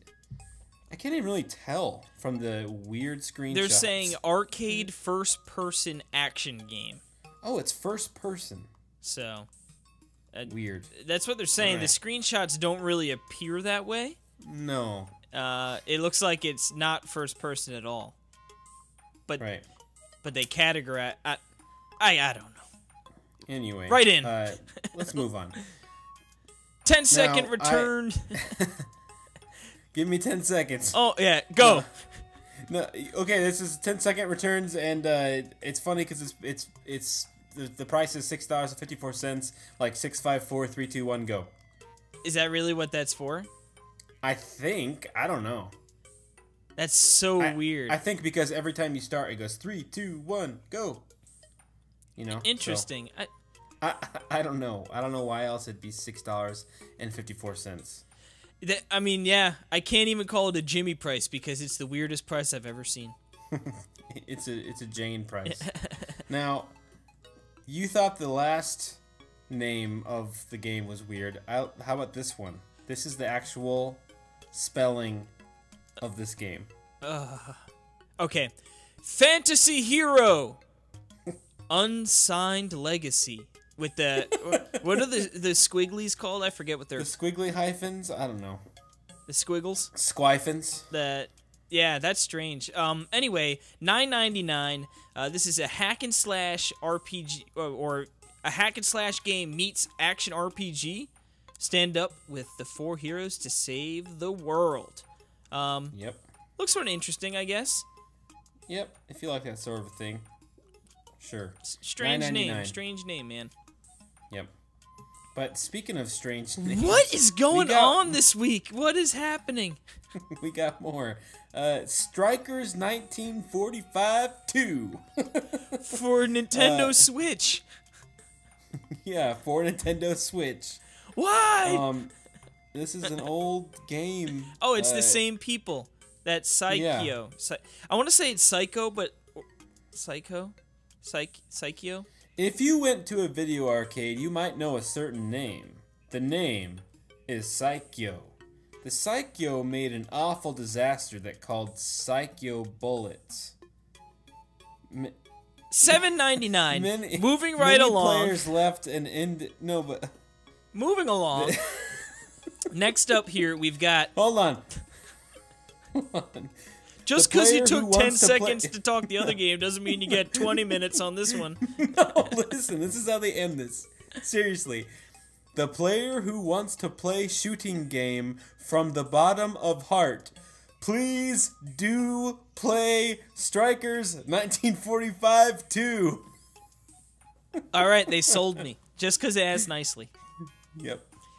Alrighty, next up here we've got straight up tennis. Yeah, we had wacky game names. Not this game. Now it's about This game gets right to the point. Tennis. Yep. For $7.99.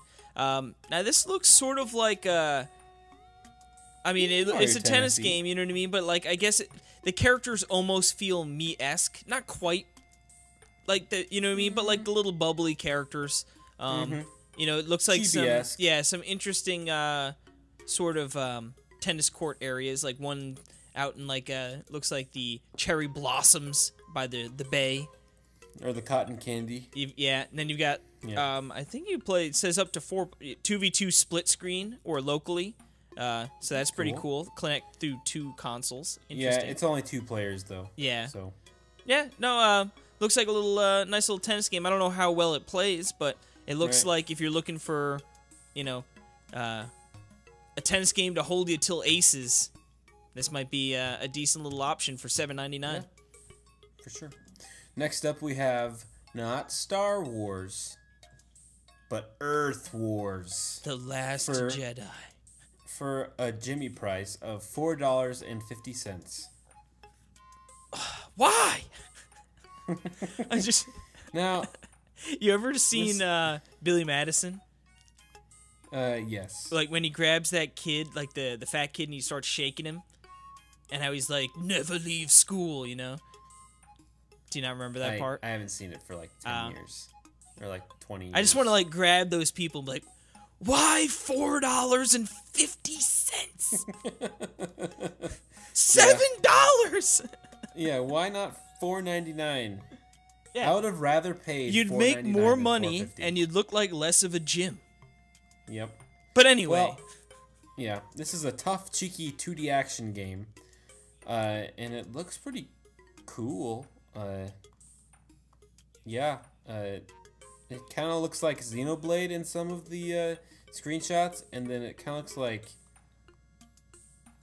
I don't know. It's weird looking. Yeah, it looks sort of interesting because it, like some of the backgrounds and monsters look really detailed, but then like your character looks like it's just sort of like pasted on top of it in like a more 2D style. Although I guess looking at the monster too, it looks like it might be like a 3D background with like 2D character models. Not that that's a bad thing. It looks sort of cool, but it looks cool though. And I heard Don say it's pretty awesome, and it's only $4.50. So, but I won't buy it.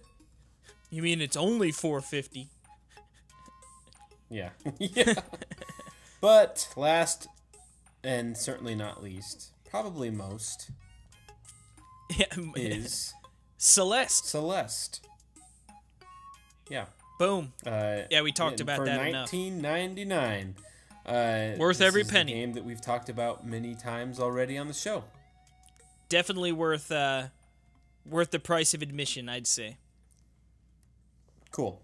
That's good. All right. That's going to do it for the eShop Roundup. And it's time to move on over to the old News Talk with Casey Gibson. That's right, the news block. Don't listen to that jingle, it's the block. That's right. Now, speaking of blocks, we've got an update from the Octopath Traveler guys over there. Now, as we all know, the demo came out last year, and I'd say to great success. A lot of buzz, a lot of people seemed to like it, and there was a video released, and we now learned that over 1 million downloads of the demo, which is pretty ridiculous if you think about it. It's a lot of downloads for a demo. Now, they've got about 45,000 survey responses, which I'd say is sort of not a great rate, you know what I mean, for 1 million to only get 45,000. But you know what? 45,000 survey responses is still a lot, you know, that can benefit the development. Now, what's nice is they are taking these points of criticism and running with them and fixing some issues. Now, I guess I haven't actually played this demo. I downloaded it but never got around to it. So I don't know how glaring some of these issues were, but I guess some of the main complaints were sort of the speed of the game and not being able to like skip cutscenes. You know, had you die to a boss and have to re-watch all of the cutscenes. So they put in an option to skip that. They put in, I guess, just now the pace in which you move is just generally faster, and you can actually sprint, and the sprinting lets you move like really fast. But I guess to sort of counterbalance that, your attack or the rate in which you get into encounters is raised when you're sprinting.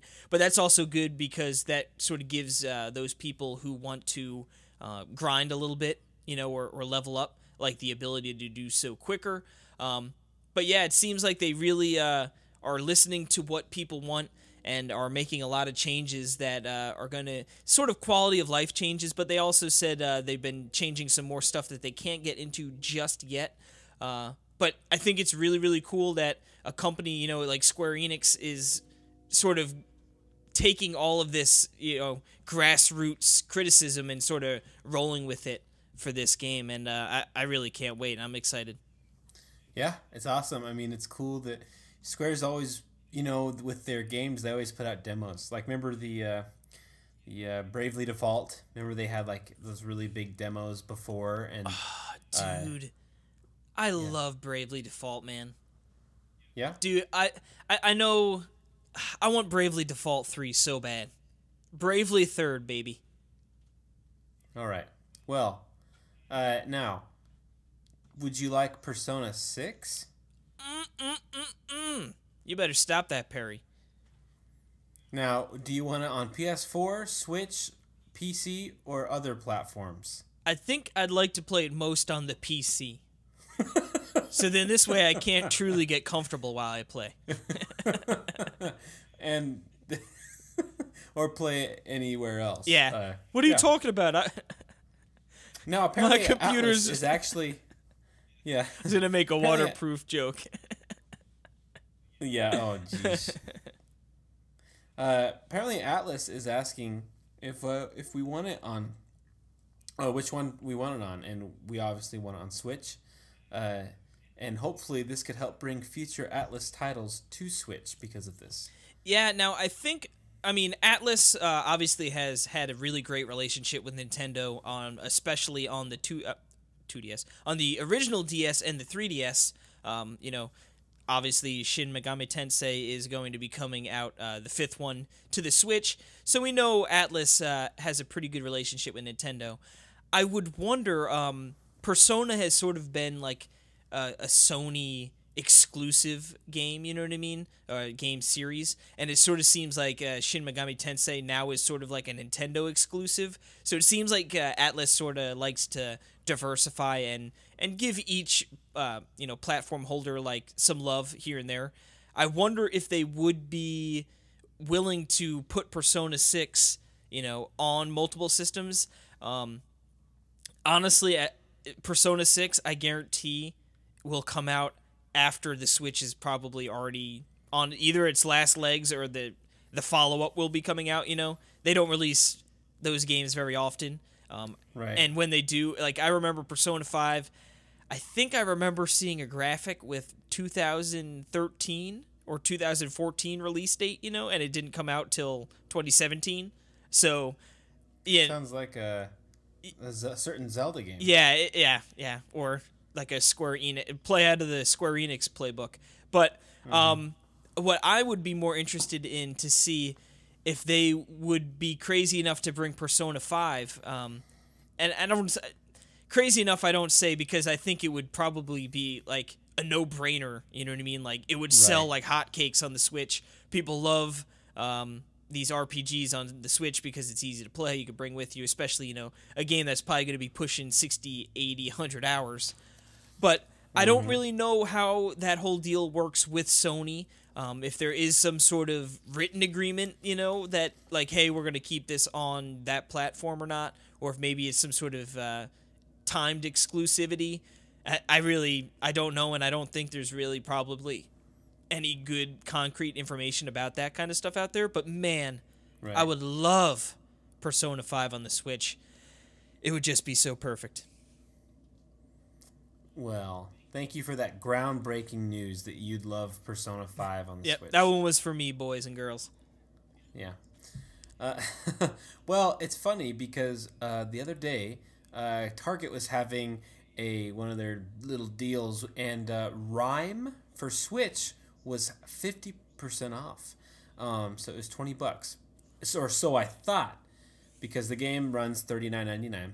I went there and I picked it up, and I looked on, because you have to have a Target Cartwheel app to buy stuff. I mean to use it. I mean, you just need the app, and that's all.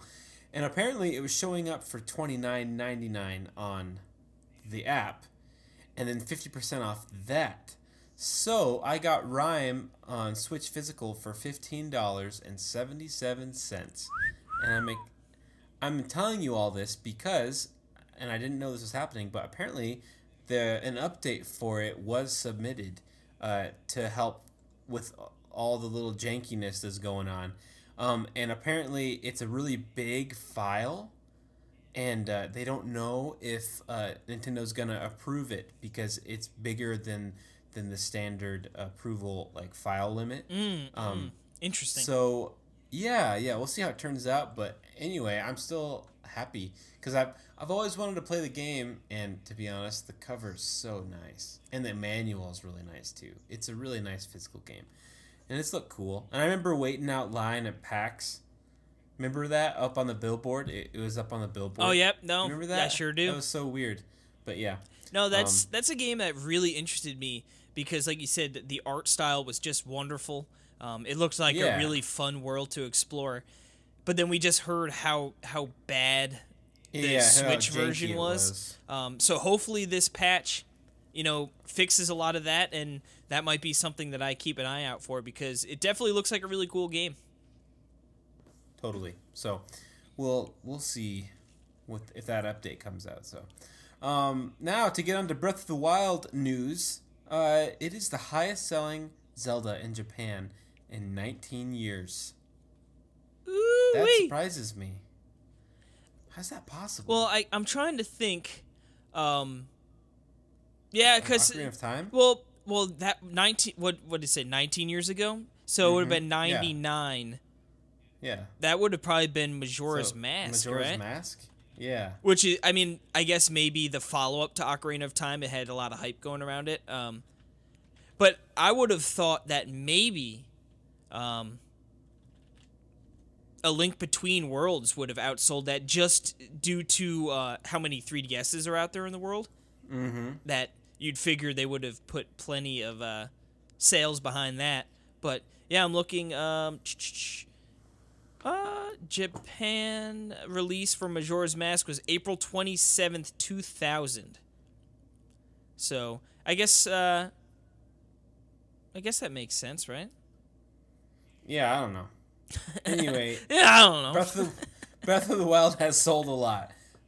So yeah, that's cool. You know, it was probably Ocarina of Time, which was released in November 21st, 1998, which would have been it was definitely Ocarina of Time. Yep. That makes sense. So, Good. Not anymore. But yeah, moving along here. Speaking of good things happening to good games, Celeste has been tearing it up, critically at least. It sure has. Now, NWR, Nintendo World Report, Neil Ronhand, gave it a 10, and I remember when that was sort of kicking around, like, yeah, I think I'm going to give it a 10, and I was like, oh man, okay, like, great, it sounds like a great game. Yeah. And then all of a sudden, we saw IGN and Destructoid also give it 10s, so I'm real happy to see that this game's getting a lot of love, you know what I mean? Especially when you sort of get, a smaller indie game, sort of the pixelated art, I could have seen some people been a little hesitant just because of maybe some backlash of, what a 10, I've already seen comments like, how could you give a game a 10 with that graphic style, which is silly, but no, you mean a nice graphical style? Yeah, one that's aesthetically pleasing. Yeah, how could you do that? You jerk. But no, I mean, just awesome. Like I said, worth the price of admission if you're looking for a really fun platformer.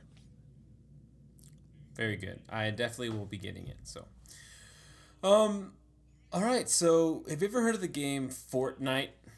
I sure have. Have you? No. Okay, so let me take this one then.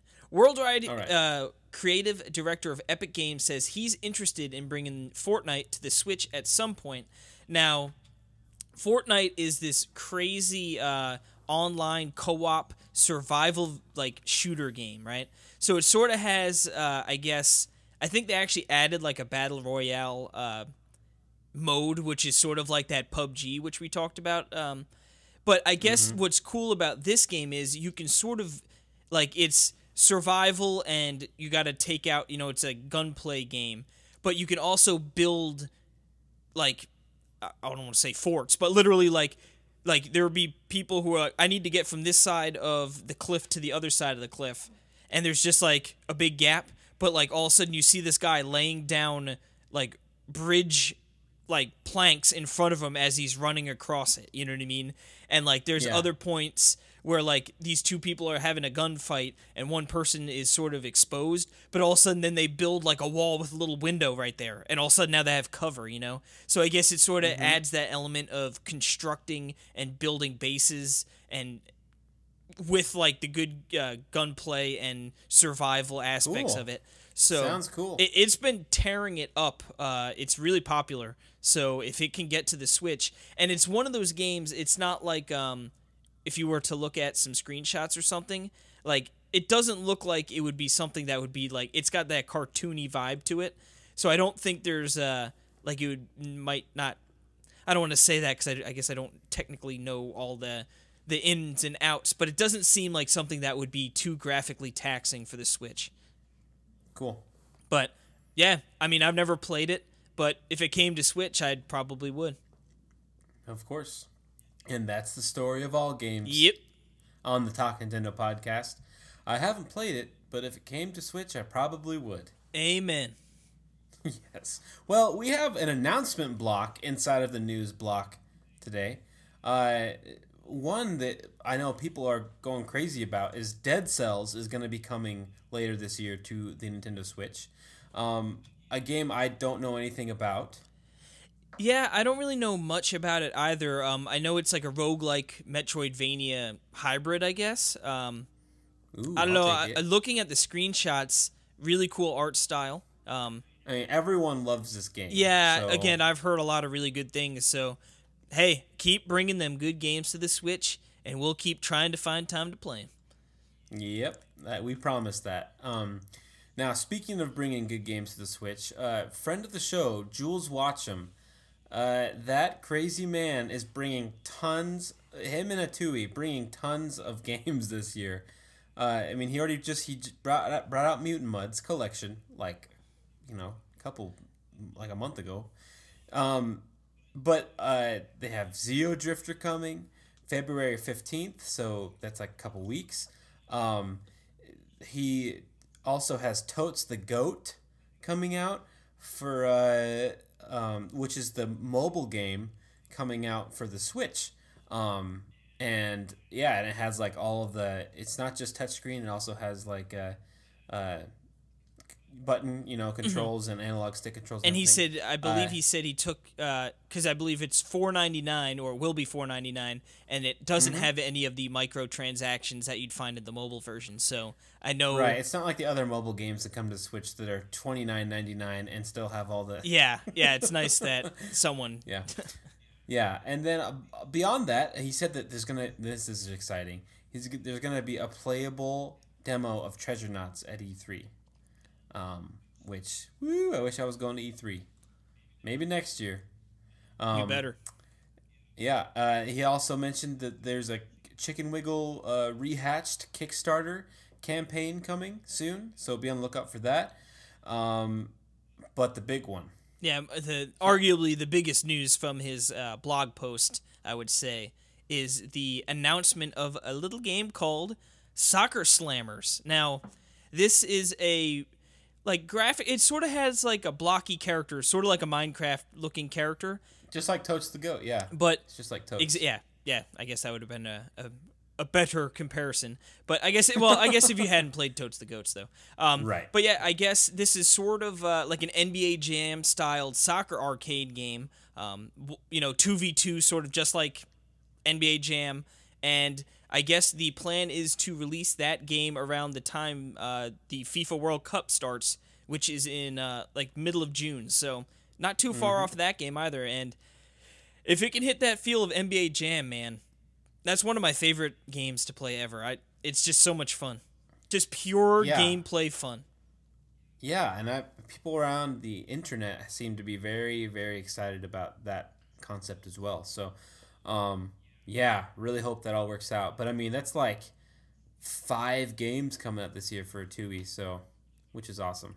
And I'm really pumped for Zero Drifter. Man, I was looking at screenshots. That game is gorgeous. So can't wait to play that in a couple weeks. So, but that's not the only announcements. We've got more, Perry, in this announcement block. We have more. We've got Wild Guns Reloaded headed to the Switch. They didn't give a date. They just said early 2018.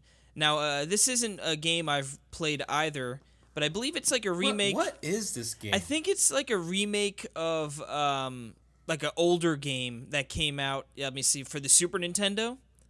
94, came out in 94, 95 in the US. I guess, yeah, here we go. Reloaded is just an enhanced remaster of the original game. Or no, Reloaded is an enhanced remaster titled Wild Guns Reloaded, which was released in, yeah, okay. It's just already out for the PS4, so, right. But yeah, coming to the Switch. Like I said, I haven't played Wild Guns, but I know the name's got some cachet, so. Yeah. You right over there? Yeah, I'm looking at a trailer for it. Yeah, looks cool. All right, and we also have Flint Hook and Mercenary Kings announced with limited physical releases. Very, very nice. Yeah, I don't, again, these aren't games I'm really in too much I know about, but I know Mercenary Kings is like a side-scrolling shoot-'em-up game, so, and I think... It looks awesome, yeah. I'm trying to, it's Tribute Games. Is that the, I'm trying to think, no, okay, I was thinking of the Trine guys. That's... Oh, no. I forget, what is their studio called? Frozen Byte? Is that, okay, so I'm just way off. Okay, yeah. But yeah, no, hey, physical releases are always good, and that's not the only games, or I should say, those aren't the only games getting physical releases. We're also getting a Darkest Dungeon physical release in March. We talked about this game a couple weeks ago, awesome. And all the different SKUs. Well, now you've got a $40 SKU, so... Yeah, yeah, but it does come with all the ancestral editions, yeah, so it's really only $5 more. For the cart, baby. Which is definitely the avenue that I would buy it on. Yeah, if you're going to be spending that much cabbage already. The only thing is that it is a roguelike. I don't know what to the extent, but it's like those are so good for just popping in, popping out, you know? Yeah, it's always nice to have those on deck, if you will. But you gotta have the case. The Switch cases are just so nice. I'm sorry. They're good size. They just look so size. cool. They are. They're so cool. But yeah. Alrighty, and that's going to bring us to the end of the news section. Borderline hardy. You know what? The announcement block brought it over the edge. I'd say it was hardy. You know what I mean? Like, because I'm looking at my main bullet points here. I'm like, there's not. But you know what? Boom. Announcement block. Hardy. Yeah. There you have it. Very good. So it looks like we have time now for a little listener mail. We got one in from our old pal Jonathan. I'm going to go ahead and read it. To close up the show, he says, great episode, guys. Was surprised at your picks. And he's talking about the top 10s that we did. He said, had fun trying to guess them. Please sing the ARMS theme if you read my email, or even if you don't. All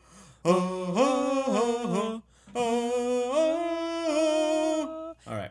And I want to keep doing it in a nice low voice while you read his top games. Perfect. Okay. Number 11, Mario Kart 8 Deluxe. Number 10, Kamiko. Number 9, Overcooked. Number 8, Snipper Clips. Number 7, Splatoon 2. Number 6, ARMS.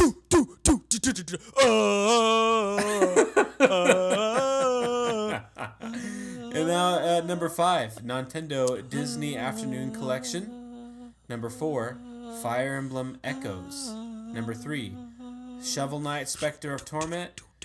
Number 2, SNES Classic, Mario World and TKC. And the number 1, Nintendo Switch system itself.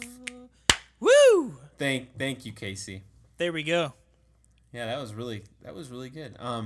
Yeah, Jonathan, I love those picks. Although I feel like putting the Super NES Classic and Switch system as 2-in-1 is kind of cheating it, but that's okay. Nope, I like a good workaround. Yeah. Yep. Now, I mean, I guess, yeah. Now, we also have one last email from Ryan. Another top 10. I think these will be our last top 10s we read. And we'll say that because we're recording this the penultimate day of January. So, after this point, we're going to be getting to February. We're going to be talking new things. But last email here for our top 10s. This one, like I said, coming from Ryan. Howdy, boys. Firstly, congratulations on the big 7-0. It's a milestone that goes vastly unappreciated. I concur. Mm-hmm. I know I'm a few weeks behind, but I figured I'd send my top 10 games for 2017. Yeah, it's a lot of the same things as most lists, but I'm sure there's something worth commenting on in there. So, starting at number 10, we've got Blaster Master Zero. Heck yeah. Monster Hunter Stories. Very interesting. Metroid Samus Returns. Metroid. Hollow Knight. That came out of nowhere. Looking forward to... Well, that apparently really good. I'm looking forward to... that one's coming to the Switch as well, I believe. So, number 6, Super Mario Odyssey. Hey. I think mine was number 6, too. Number 5, Resident Evil 7. Very nice choice. Great game. Mm-hmm. Number 4, Mighty Gunvolt Burst. Woo! I cannot believe you like that game more than Super Mario Odyssey. Well, there you have it. Number 3, Xenoblade Chronicles 2. Good man. Number 2, Nier Automata. That's a game I wish, like, if that were to come out to Switch, 100%. I just don't have the time for the PS4. Anyway, number 1, Zelda Breath of the Wild. And here he goes. I'd also like to... I don't know. I'd also like to give an honorable mention to Magikarp Jump. It is an indie game that other indie games should aspire to be more like. No, you're reading it wrong. It is the idle game that other idle games should aspire to be more like. I thought it was some sort of typo. My bad. Anyway. Oh, that's okay. At the Ryan DS Twitter handle, thank you for writing in. He also chimes in with, I think, quite possibly the most salient points of this email. We don't have to read this last part. Is that says, P.S. Team Pepsi for life. Now, I just want to say, this is now at least a few, maybe 3 listeners who have chimed in with pro Pepsi, and I don't think we've gotten a single pro Coke comment from anyone. You know why that is, though, right? Yeah, do I have to explain this to you? Well, yeah, you can make some sort of argument about have how you ever heard... they got a beat on their chest because Pepsi's inferior. But all I know is I don't see anyone but one big Jimmy Joe who likes Coke on this here podcast. And that's that. This Jimmy Joe. Now, yeah, but it's just like when people come and say they like Sonic. It's the same thing. Except we don't get any of it's those like, I don't emails have to sit either. There and go, I don't have to sit there and go, Mario's obviously better. I'm not even going to dignify that with a response. And that's how I feel with these poor Pepsi folks. You know what Sonic and Coca-Cola have in common? You were going to say Pepsi, and you had to stop yourself. They've both have 0 emails from our listeners chiming in saying they're great. Food for thought. Food for thought. Anyway, that's going to bring us to the end of the show. Of course, you can find us over on Twitter at talknintendopod. That is talknintendopod. Look, the thing is, you need to put the call out for the Coke people to chime in. David Lloyd said he liked Coke. Yeah, but he's David's Canadian. The man. No, and Danny Bivens. I just want to point it out. You're calling for a call to arms here to get the Coke people rally. But you know what? Just send the emails to talknintendopodcast@nintendopodcast.com. Has anyone shilled for Pepsi comments on this podcast? No, because it's not needed. Oh my goodness, that was my whole point. Nope. No, because they've actually written in with Pepsi, like saying, "Oh, I need to let you know that Pepsi is like I need reassurance." But then how come you just called for reinsurance from your Coca-Cola fans? Because I want to shut you up. Because you're a Jimmy. And you lost the argument. Oh, no. Case closed. There is no argument. On that note, Coke is better. We will see you next week, as always. And remember, keep drinking that Pepsi. No. Hey, you know what? I'm the editor of this podcast. I know, that's the bad thing. He's probably going to freaking change it up so it's like, remember to always drink Coca-Cola. Hey, thanks for giving me that. Alright, I'm stopping because I already said goodbye.